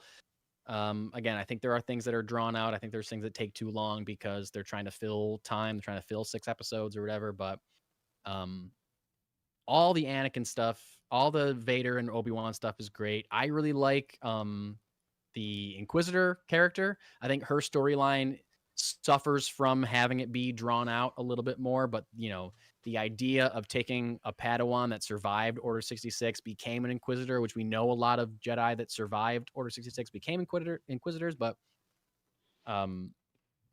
seeing that kind of play out, we get the flashback to Order 66, we get the Ahmed Best cameo, very cool stuff. Or no, wait, that's not in. Yes, that's not in. That's in Mandalorian 3. Okay, 3, That's right. But we still get the Order 66. We still get the Order 66 tie-in. That's how it starts. Yeah, and we get like her storyline and the eventual confrontation between her and Vader. I think is incredible, and that's a great fight between her, the Inquisitor, and Vader at the end of that too, where he's not even taking his saber out; he's just like dodging. Like, he doesn't respect her enough to draw his sword against her. It's just like so cool and so Vader-y and evil. I loved it. On a rewatch, I loved it so much. There's 2 points I want to follow up on with that. One is it's right there. Damn it. Let's go with 2. The second one, the first one is that I lost it again. No, it pulls the best things from the prequels, which were Ewan McGregor, yeah, and Hayden's transformation into this more than one-dimensional, yeah. And the lightsaber duel, practice duel. Well, giving Hayden more time as Vader is a great idea. Like, if Monday morning quarterbacking, backseat driving, whatever you want to say, like in my version of what the prequels should have been, he should have been Vader by the end of episode 2, and all of episode 3 he should have been Vader. That's just how I feel. So I love finally getting to see what Hayden does in that role. Like I said, just more Vader and more suit. Well, and really more connects him to that character in a way that the prequels didn't really do, because like he's Vader for 2 seconds at the end of Revenge of the Sith, and you don't really get, it doesn't, the movies don't fully blend the character of Anakin into the character of Vader enough for me. And this show kind of finally connects those dots. Well, and it shows that this show and Ahsoka also show that the problem wasn't Hayden in the prequels. Correct. Yeah. He absolutely nails it. And in all honesty, like, well, to be fair, watching him in Ahsoka play the Matt Lanter Anakin from the Clone Wars is just like a whole nother level. You combine, you see the arc that he's been on over the past 2 years in all these whenever Kenobi came out, in all these roles, and it shows what Hayden Christensen could have been in those prequels. And it's great and Richard brought it up in the chat, great to see him and Ahmed Best getting a ton of love at Celebration, and like the fans actually coming out and understanding, hey, there's respect for these guys. And that's not the tangent away from Obi-Wan, but that's something I always love about videos of Celebration. Anytime there's like a character that has had to cancel their social media because of idiots that won't leave them alone or whatever, like Daisy Ridley came out 2 years ago and the people lost their minds. When Hayden comes out, people lose their minds. Tamara Morrison. Tamara Morrison. But like Kelly Marie Tran, somebody that that was mercilessly ridiculed through no fault of her own, gets like standing ovations at Celebration. Like things like that makes me just really restores my faith in the 100%. Star Wars fandom, and just kind of reinforces the fact that there's a lot of loud idiots that want to yell at people and disparage people, but the majority of Star Wars fans are on the right side. I completely agree. 2 things. One, my second point, which I remembered, is that after Obi-Wan aired, there was a meme that came out, and I still have it saved. I may have it printed out somewhere because it really spoke to me more than any other meme, Star Wars meme I've ever seen. It was from Episode 4, and it said on the Death Star, Obi-Wan's last sight as a living character was seeing Luke and Leia reunited after 20 years. And that was we talked about how one series can enhance another project. I think that that does that here. The other thing about Ahmed Best, the Light and Magic, you have to see it just to see that Ahmed Best interview. I know, I haven't seen it yet. I'm gonna watch it though. It's intense, but it's very good. I've been too busy rewatching the rest multiple Star Wars series. All of the Star Wars. Can I just tell you? Okay, well, while we're talking about it, I'll say within the last month-ish, I have finished watching Clone Wars with my son. I have started rewatching Rebels with my son. I have rewatched season 1 of Andor with my wife, started Andor season 2, with my wife. I have rewatched The Acolyte, I have rewatched Skeleton Crew, and I have rewatched half of Ahsoka all in the last month in preparation for this very show. Wow. You're welcome. You're welcome. Wow. Anyway, are we at number 2? Wait, no, you just said number 2. Yeah, it was your number 2. That was his number 2. Obi-Wan was my 2, yeah. Okay, Steve. Well, let's do Mike, this, my man. Let's do it. Let's do this. We're going to head to Lothal. Yeah, we are. Number 2 Yeah, for we both are. Mike and I, and I feel like even before the show, the two of us knew what 1 and 2 were going to be. 100%. My wife goes, when she was asking me about how we do the ranking things, she goes, you should do a thing where you guess your number ones. And I was like, well, a lot of time it's like kind of easy to tell by the time we get there. And I was also like, I'm pretty sure that Steve's number 1 and 2 are the same as mine. So Star Wars Rebels. Star Wars Rebels is my number 2 also, Steve. Yes. Matt, I'd assume it is not on your list because I'm pretty sure it isn't your number 1. It is not on my, but I love the show. I think I don't want to take what you go. Okay. No. Yeah, you go. It's your turn, Steve. It's the definition of the found family trope we talked about. Space Aladdin decides to join on with a group of random rebels that try to steal some Yogan fruit for him. And it has all the ups and downs of Star Wars. It has all of the fantastical stuff as well as the grounded nature of things. You see furthering of the Mandalore arcs. You see Maul back. You see resolution to Darth Vader. Vader. Oh, you see Ahsoka. Yeah. In some of the best Star Wars that's ever been made in those 2 episodes. I mean, literally the end of every season was just like, how do you get better? You got twin sons. Like Maul versus Kenobi in the desert. Old Ben. Like, I know, man. I don't know. There's just so many hits, so many, like, just the journey of Ezra. You start with this little street rat that, becomes a Jedi, ends up saving the whole crew with the space whales in the grand scheme of things. Yeah. Like, space whales be damned. Like, that the whole arc that he took through Maul, like, tempted by the dark side. Yeah. Like Sith holocrons, the whole 9. Yeah. Kanan, Kanan Jarrus. Kanan's my top. Kanan is a top 5 Star Wars character. Yeah. Overall for me, easily. I love Kanan.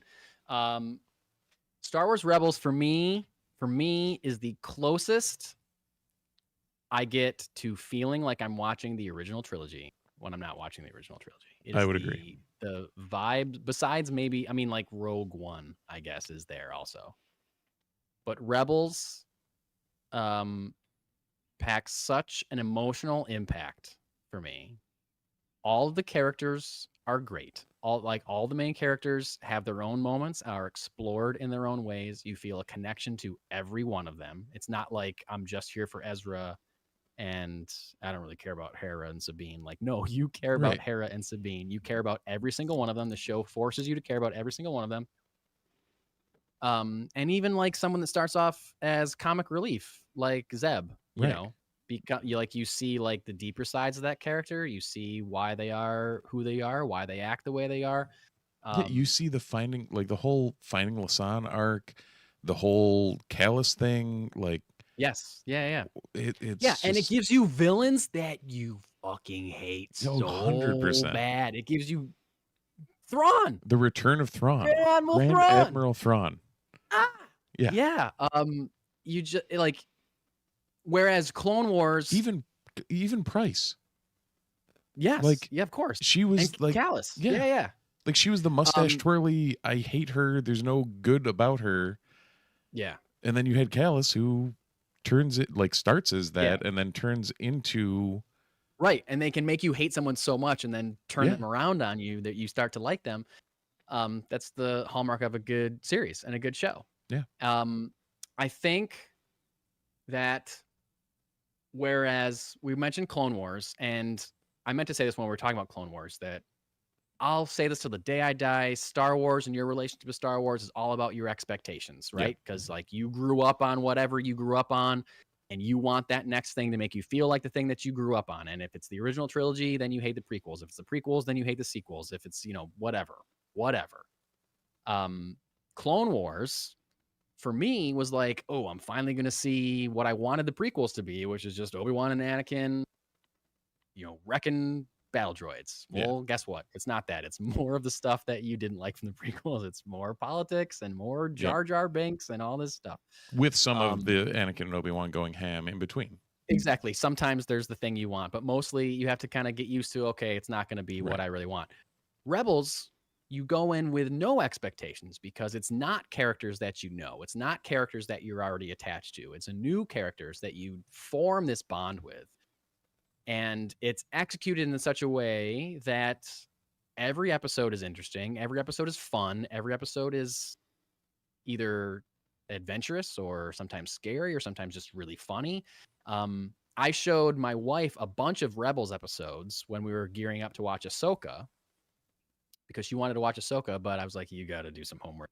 It's not going to make sense to you. Right. And she really liked what I showed her. I showed her like bits and pieces along the way, and we watched pretty much all of season 4 because season 4 is so good. Yeah. And she liked it so much that we ended up watching all of season 4. Now that I started watching it with my son, she's seeing a lot more episodes she hasn't seen. And she said to me the other night, she's like, I'm shocked at how much I love Rebels. And I'm like, yeah, it's good the whole time. Yeah. It starts good, stays good. It only gets better. It only gets better. Right. Like I was saying during the Clone Wars and I didn't want to jump to Rebels because I knew it was coming up. But like the highs of the Clone Wars are probably higher than the highs of Rebels, and the lows of the Clone Wars are way lower. Lows of Clone Wars are way lower. I don't know if the highs of Clone are Wars where Rebels hits. Or close to it. I don't know, man. There's some times for me where I think Rebels is just absolute peak Star Wars for me. For me personally. You're right. So I don't know. Yeah. I don't know. I mean, and this, I guess that's weird because like thinking about it in hindsight, that's how I used to describe it. And I think that was before I rewatched Rebels a second time. Yeah. And Rebels really does. It just. And speaking of me, I mentioned this when we were talking about Acolyte. But, you want weird Force shit. You watch season 4 of Rebels, you get some real weird Force stuff in a way that I just love so much. Like the Loth wolves. Yeah. All that stuff with the wolves and they're like running and they just disappear in the wheat. Whoa. Okay. I love this. I don't care. It's crazy. I've seen people online say like, oh, it's too much. And the Bendu thing is too much. I'm like, I love all of that shit. I'm down for it. The Bendu was the only weird. It is weird. I get it, and it's weird, and I liked it, but it was definitely like out there. It was out there, but I love an out there. I love a big swing. I love a big swing. Doom. Yeah, Kanan's outstanding character. That episode, outstanding characterization. Yeah, like if you've watched the series and you get out of that episode without bawling your goddamn eyes out, I'm already nervous about my son seeing that episode. Yeah, already. Yeah, I don't know how I'm going to handle that. No. If I should tell him beforehand or just like let him see what happens. I don't know. Anyway. Yeah. Rebels. So Rebels. Good. So good. Anything else on Rebels, or should we move to our number 1? Which I know all of our number 1 point. I do want to give a shout out in Rebels for the Wedge cameo. Yeah. Yeah, Wedge is in it. You got all sorts. You got Leia is in it. Princess Leia's in it. God damn it. Hobby's in it. Another X-Wing pilot nobody knows. Also, the other reason that Rebels is great and feels like the original trilogy is that it uses all the John Williams cues from the original trilogy. It uses all of the music in a way that makes me feel like I'm watching Star Wars. It's so great. It's not just like, I feel like there's other series that Ahsoka being one of them, I realized in a couple episodes that I watched recently where The music cues are similar to some original trilogy cues, but they're not exact. Like the melody is almost there. Like this is almost Yoda's theme, or this is almost the Force theme. And like, just play the theme that you like, that we want to hear. And that's what Rebels is doing. And it works. It works in spades. So, yeah. Matt, you ready for your number one? I am. I know exactly what it is. I'm ready to talk about it. Yeah. You know, a common theme we've had is you take the good with the bad. Yep. I think the good in this is so good. Agreed. That you can take the third season and think of it what you might, because the second season of The Mandalorian is not only some of the best Star Wars I've ever seen, it's some of the best television I've ever seen. And I just going to my notes here real quickly. It's near perfect. Well, before I get into the second season, I'm talking about The Mandalorian. Yeah. This was not only the first live action Star Wars show on a grand budget. The child of Favreau and Filoni. This was the first ever Disney Plus show launched with the service, and it's very hard now to become when there's so many different things and so many different outlets and so many different characters. It's very hard in 2019 to become a cultural phenomenon. Yeah. And I think Mandalorian and Grogu did, Grogu especially. And I think that speaks to the power of the show. And it was the first time. Well, I don't know if it was the first time. You know, we had Rogue One, which is outside the Skywalker saga, but it's still there. You know, this was new, which made the Luke introduction at the end of season 2 totally shocking. First of all, they did a hell of a job keeping that a secret, which wouldn't have been as special if it wasn't a secret like that. And you know, they said this is separate. This is separate. So they pulled a fast one on it, and it was beautiful. The second season of Mando is near perfect. The premiere episode with Cobb Vamp and Tim Morrison, and that first episode, which I think that first episode is one of the most perfect episodes of any Star Wars TV show. You know, where they fight that giant beast, the crate dragon. Yep. The crate dragon. Yeah. I think it's, you know, to dealing with the Tuskens, to, you know, we saw the live action premiere of several characters. Cobb Vanth, Helmet female, redhead. Helmet female. Beautiful. Everyone knows Helmet female. Beautiful. Redhead. You're talking about. It's right there. Are you? It's right there. Trying to figure out who we're talking about here. Bo-Katan Kryze. Bo-Katan Kryze. Thank you. Yeah. To the awesome. I had no idea you were talking about Bo-Katan.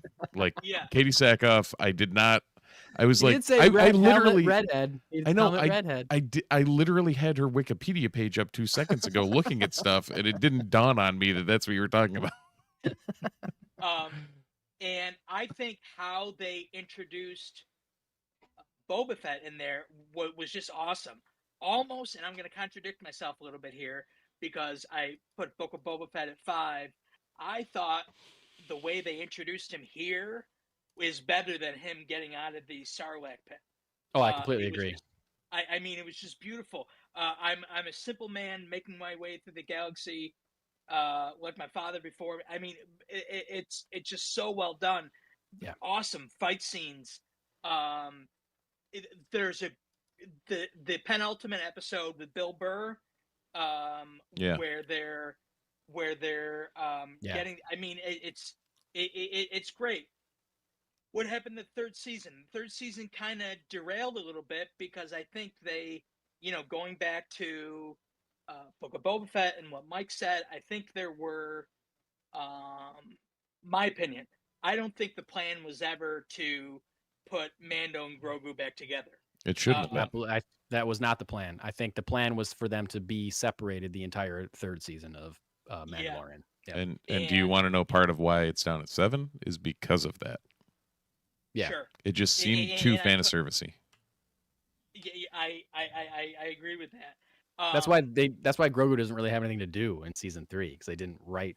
Right. He just walks around in his new little thing, which is way not as easy as having a floating pod that can go anywhere. Right. Like, why would you be in a robot? I felt like they, in the third season, they dipped too much into the humor a little bit. Which humor is important in Star Wars, but when it's gag after gag after gag, I think they were trying to cover their. They were trying to cover up the lack of plot that they had for those characters. I think with some jokes. Yeah, I agree. But we also got in that third season, we got the Mythosaur, we got live action Mandalore, we got space whales. So many different things. I think it worked. I think we'll see what the movie does, how the movie deals with the third season, and I think Mandalorian was important. To Star Wars as a whole. It was, if it didn't go well, I don't know what we'd be seeing now. If we'd see Skeleton Crew, if we'd see Acolyte, if it kind of just flopped. They had to launch Disney Plus with a couple big name shows, and I think the first day they had 80 million subscribers. Anyway, it's but I feel like the second season alone makes Mandalorian my top. There you go. Yeah, and I had it as number, and I agree. It's hard to beat those first 2 seasons, and I didn't hate season 3. I didn't think it was as good as the first 2 seasons, but there's a lot in there to like. I like where it ended. I think that Mandalorian, like you were saying, Matt, is incredibly important to Star Wars as a brand because it really kind of threw fans a lifeline where, I love The Last Jedi. I think that's a great movie. A lot of people disagree with that. A lot of people like Last Jedi, divisive in the fandom. So much so that it caused Lucasfilm to not really to be scared of promoting their next release, Solo, which tanked at the box office because a lot of people felt weird about that movie and it didn't really get the promotion that it deserved. And then Lucasfilm's trapped in a box and they're scrambling to put out Rise of Skywalker. That movie doesn't really connect with fans either for whatever reasons. We're not going to go into any of those movies right now. If you'd like to, check out any of our other podcasts about that. You can listen to me rant for way too goddamn long about that movie. Literally any other episode where Steve and I talk about Star Wars, we end up talking about The Rise of Skywalker. So, So, if you're somebody that, like, I didn't love The Last Jedi the first time I saw it. I was like mixed on The Last Jedi the first time I saw it. That was the first Star Wars movie that I walked out of saying, right. I was mixed on Solo the first time I saw it. I love both those movies now. Yep. And I liked Rise of Skywalker enough when I saw it, but it just wasn't really what I wanted it to be. So, and I think a lot of fans had a similar response or a more negative response to those 3 movies. So for all of us, Mandalorian was like a lifeline, saying like, hey, we got you. Here's, you didn't like what we just did. Here's something that's different and is cool and something you've never seen before. And like, it was like a safety net, I think, for a lot of Star Wars fans. Like, it's going to be a while before you see another movie, but don't worry, this is what we're doing over here. And I think that reason alone kind of kept the Star Wars brand alive in the hearts of a lot of fans.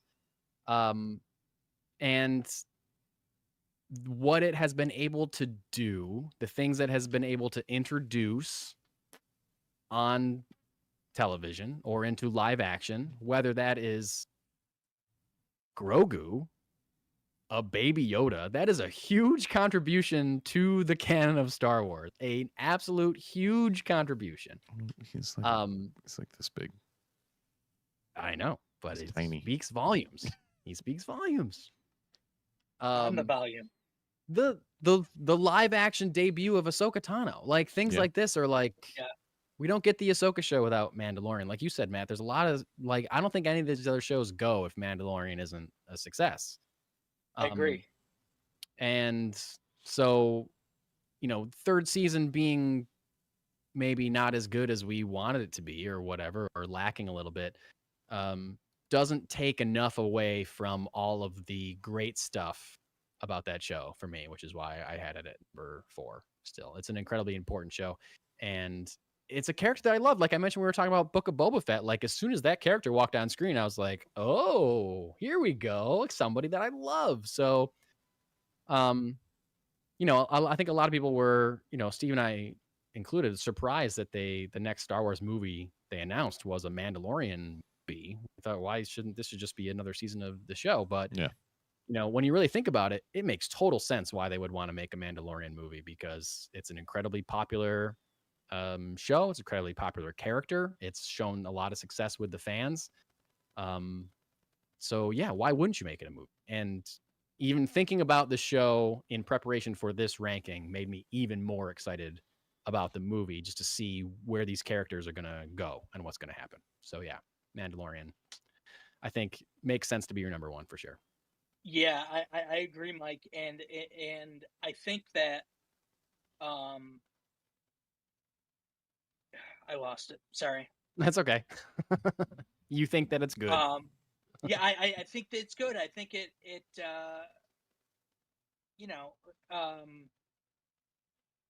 it was able to weave in and out, but not jump the shark.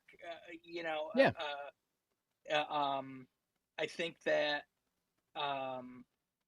that COVID helped it a lot too. Absolutely.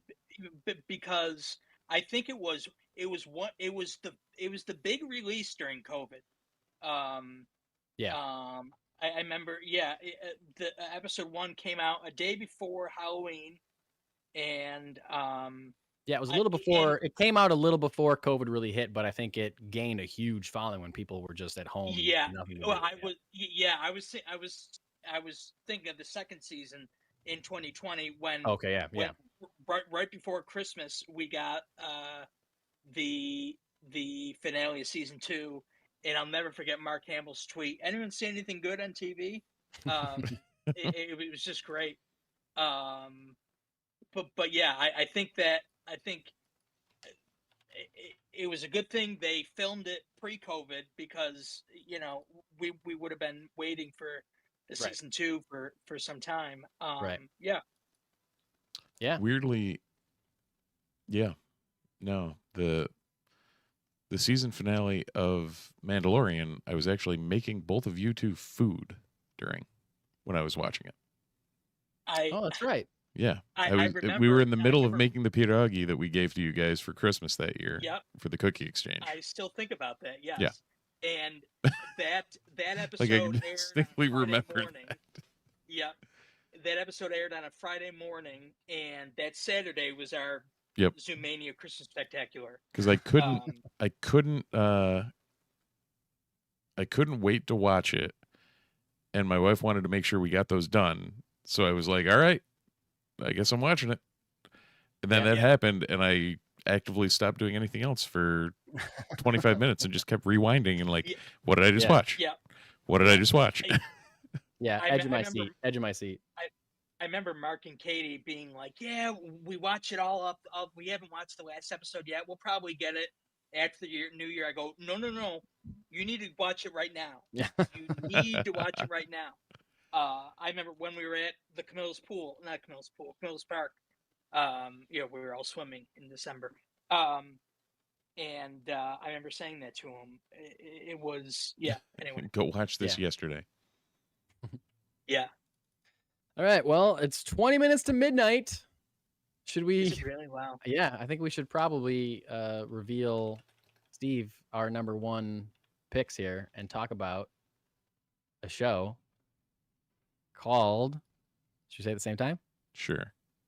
3, 2, 1. Star Wars. Andor. Yes. Now, Matt, where did you have this one? You had it number 3. 3. Yep. Yeah. Yeah, Steve, I knew that we were both going to have Andor as number 1, and I was pretty sure we were both going to have Rebels as number 2. And when it didn't come up anywhere else, that I knew that we had the same top 2. So yeah, this is interesting because we're currently in the middle of the release of a second season of this show.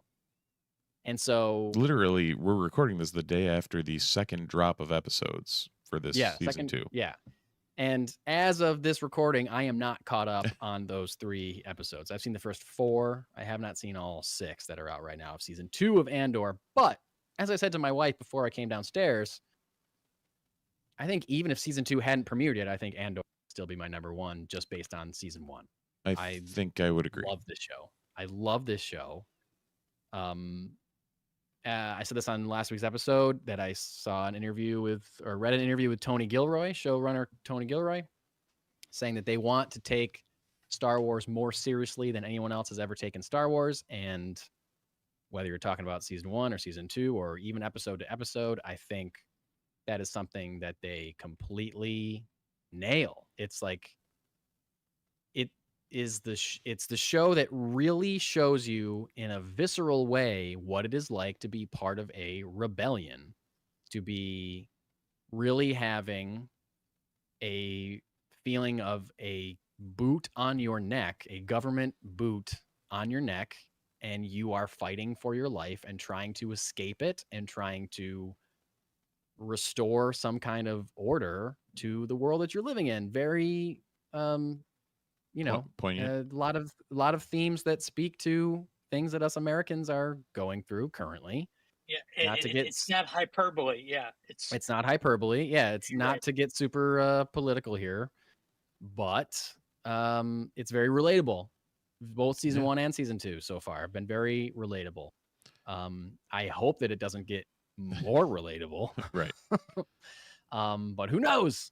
So I mean, for all those reasons and more, I think Andor is the greatest and my favorite Star Wars series. Yeah, I mean, we talked about it last week when at Celebration, Tony Gilroy just came out with like this swagger and this just like huge, big dick energy. Oh, absolutely. Like, yo, I got this in the bag. You're gonna love this shit. And yeah, you could tell he knew what he had. And after season 1, like season 1 was awesome. It was easily one of the best television seasons of anything I've ever seen. And that's what I still tell people to this day. I'm like, even if you do not like Star Wars, go watch this show. Yep. Like it is that good. And Richard brought up the tail end of season 1, the Marva speech and the Luthen speech, like the monologues in the same episode. I burn my life for a sunrise I know I'll never see. Yeah. So make my mind an empty vessel. Yeah. Yep. Jesus Christ. Yeah. And then on the flip side, Marva just with the hope and the like resist, and it was just like fight the Empire. Yeah. I don't know. It hit differently. And then you know, there's always questions season to season. All right, are they gonna keep it up? Blah blah blah. After that first week, I was like, no, I'm in. Like they're holding the same standard they held. They're maintaining the status quo, and without spoilers, Mike, week 2 is no different. Yeah, like, still a phenomenal show. And what I think is incredible about season 2, this is nothing spoilery, but like episodes 4, 5, and 6 are each 54 minutes in length. Yeah. So we're getting a new Star Wars movie every week, pretty much. It's insane. Well, this week we got a 3-hour long Star Wars. We got Yeah, we got Star Wars Endgame this week. Yeah, I know. Yeah, exactly. Star Wars, the Batman. Yeah. Real quick, I saw right before we went live. I love saying right before we went live. The actor who gives the monologue, he's been in everything. He's Stellan been in Skarsgård. a lot of he's been in Oh yeah. a lot of Tom Hanks films, Angels and Demons, all that stuff. He Thor. had a stroke. Yeah, Thor. He had a stroke, which makes it very, very difficult for him to remember lines. Interesting. Yeah, and it was saying he had to study hard to remember that monologue, which I think adds a little bit more. It's like, here's a passionate actor. I love Andor. I personally found it the first season. I lost focus on it a little bit. My first time through, I rewatched it recently, and I'm like, okay, and it's the first. It's not the first Star Wars project that does this, but it relies on those arcs. You know, you have the arc of his childhood, you have the arc of the heist that they're doing, you have the arc in the Imperial jail cell. It's Disney also, they realized they had a massive hit with Rogue One. Rogue One is sort of the exception to the rule that I think fans of all three trilogies universally love Rogue One. Yeah. I'll even talk to people today. There's a guy I work with. He's like, I don't know about all the sequel stuff, but Rogue One, oof, that was something. And you're honing in on what made Rogue One special. It's that grimy, not underworld, but it's like, okay, this is how the other half lived. This is why they're fighting for rebellion and fighting for freedom. And like you said, unfortunately, it speaks to stuff going on now, and you know, and which I think makes it more really touches something. Yeah, it hits home. It hits home. And that's important. I forgot, like season 1, Kino Loy. Yeah, Andy Serkis' character. What? How? Like, how do you? Yeah, it's great. That whole arc, phenomenal. Yeah. Let's not, while we're shouting out actors, Genevieve O'Reilly as Mon Mothma, incredible. Who would have thought that? You know, from her playing a random deleted scene 10 years prior, that she would end up, being the main. She would be the main focus. Who would have thought? Who would have thought from her being in one scene of the Return of the Jedi that she would be such an important character in a show 40 years later or whatever? Like, it's wild. And she's so good.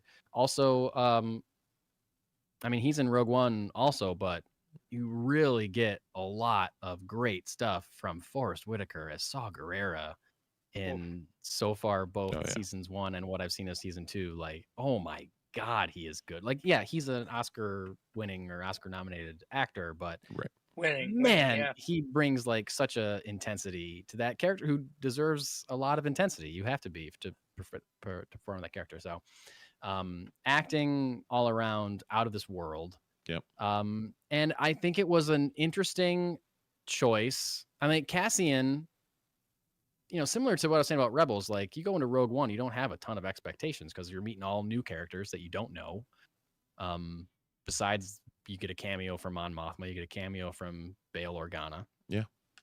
But there's a cameo from Vader or whatever. But like, you're being asked to emotionally connect to people that you have never seen before, and Cassian is an incredibly arresting character in that movie.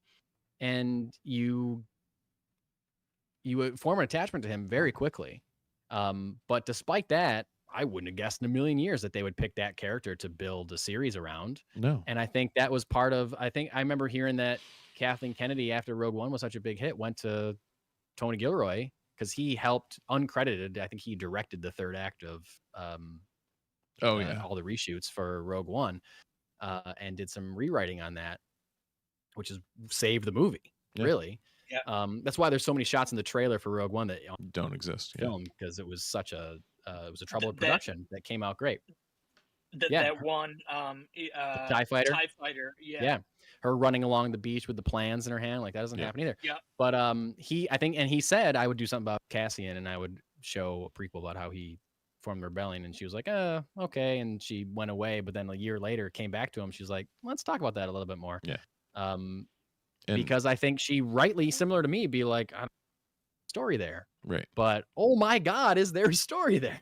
Like, wow, a great one. Yeah. And what's incredible is, when we presume when Jyn and Cassian meet in Rogue One, we don't know if they had met before. Cassian's like annoyed with her because she's not really hot-shotting, but she's, I don't know, and you can kind of see, like he's been in it for years, and she's just walking in the door for the first time. Yeah. Exactly. You see the struggle and why he's annoyed. Like they're worried about people seeing their face. Right. Yeah. It speaks to that, and it's crazy. Again, and we both said this. I didn't know Steve that well back in 2016, but we both said this when Rogue One came out. It's Disney made a film where pretty much everyone dies at the end.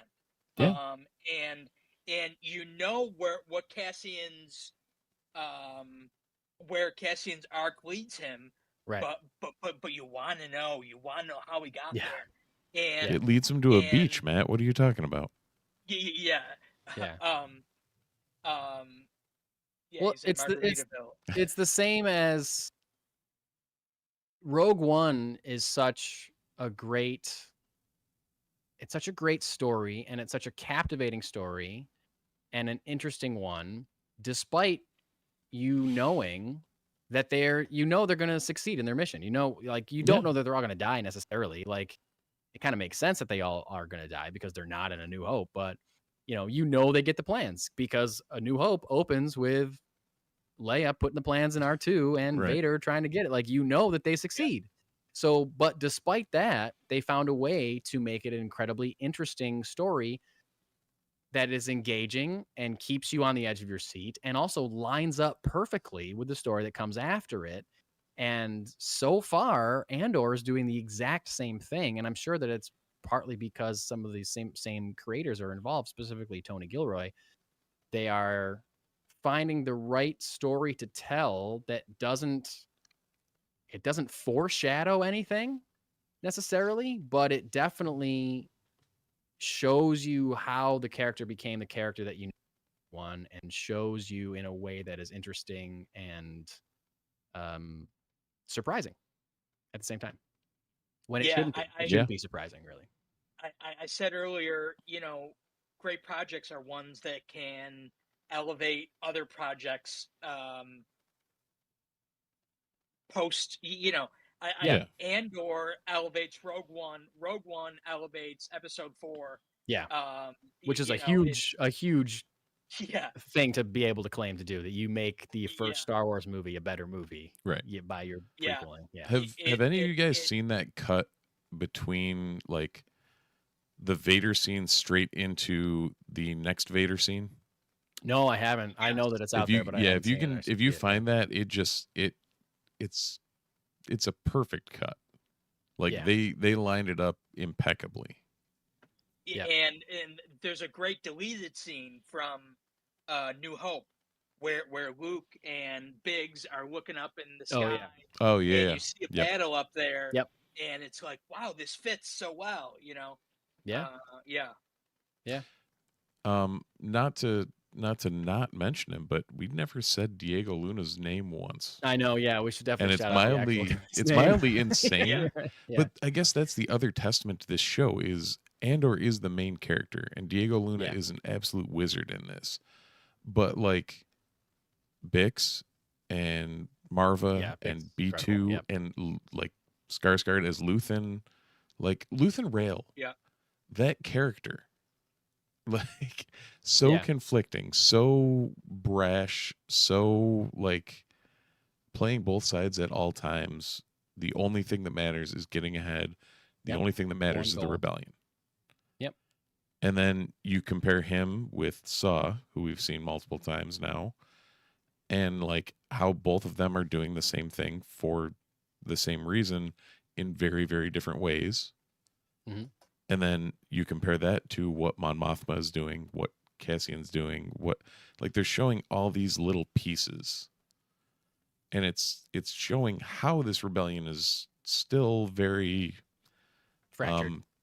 Fractured. And like at this point we've got 2 weeks to see how it all comes together. I know. Yeah. Diego Luna is incredible. He's very good at playing the character, and the character's written very well. Yes. Cassian is another top 5 Star Wars character for me, I believe. And which if you'd have taken that poll at the end of Rogue One, he would have been nowhere near your top 5, I'd assume. I don't think so. Yeah. I think it's definitely because of the series for sure. And I mean, he's written in a way, and I said that to my wife when we were watching the first season, he never, and this is true in Rogue One as well, he never wants to be the guy. He wants to be the guy behind the guy all the time. Yeah. And it's kind of hard to write a show where he's your main protagonist, but he's not someone that wants to be a main protagonist. You know what I mean? But that is kind of what makes the show special, is that he's the guy behind the guy. He's the guy behind the scenes. He doesn't want to be out front. And, you know, there's a lot of times like season 1, I said this to Steve recently, season 1 of the characters of Marva, Bix, Deidre, Cyril, like they're all like the constant storyline. Cassian is like, I'm on Aldhani, or I'm on Ferrix, or I'm in jail, or I'm just like, he's hovering around the main, like he's not even the main thrust of the storytelling in season 1, but it's his show, and he's still, it deserves to be called Andor, like he's still the main character. But it's such a clever way to write it. It's a clever way to write the show, to service all these great characters in ways that you wouldn't expect. And like a lesser showrunner or a lesser team wouldn't be able to handle, I don't think. So all the praise in the world. Cyril Karn's. All the praise in the world to Cyril Karn's mom. So good.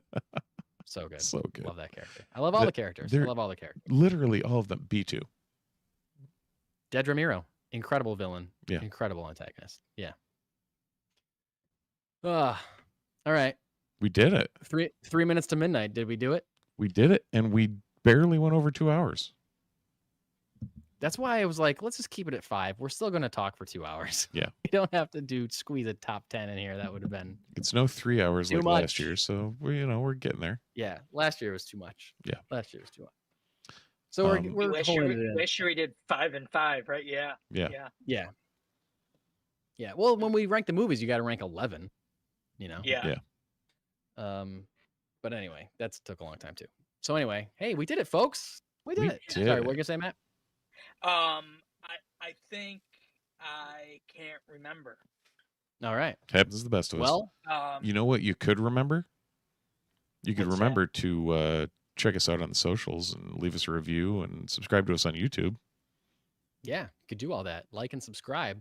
You could also remember that I have a comic book on Kickstarter right now called I Brought a Gorilla to a Gunfight. And you go to Kickstarter and search that title or just the word gorilla, and it'll come up, and you can check out the comic book campaign and donate to it if you would like. I got a few more weeks left of my campaign, and I would love to have this comic book funded. So it's cool. It's about a lesbian bounty hunter in the Old West who throws knives and rides a gorilla. That's pretty good pitch. Yeah. I mean, pretty good pitch. Catchy, it's quick, and yeah, you nailed it. Yeah, to the point. It's almost like you wrote it. It's almost like I did. That's right. So you can check that out. And Matt, thank you so much for being here on another May the 4th special episode of the Multiverse Report. Really appreciate it. Thank you guys. I enjoy this so much. You know, half my day at work, I hope my boss isn't listening, but half my day at work is talking with you guys, you know, getting through my day. So when we get a chance to sit down and talk this stuff over, it brings me a lot of joy. So thank you. Good, man. Good. Steve, to you as well. May the 4th be with you, and I hope you stay, my friend. Same to you, Mike. Same to you. All right. Well, thank you for listening to our 3rd annual Star Wars ranking episode. May the 4th and May the Force be with you all. And as always, as the 2 suns set over the burnt corpses of Owen and Beru Lars, we say thanks for watching, thanks for listening, and we'll see you in the multiverse.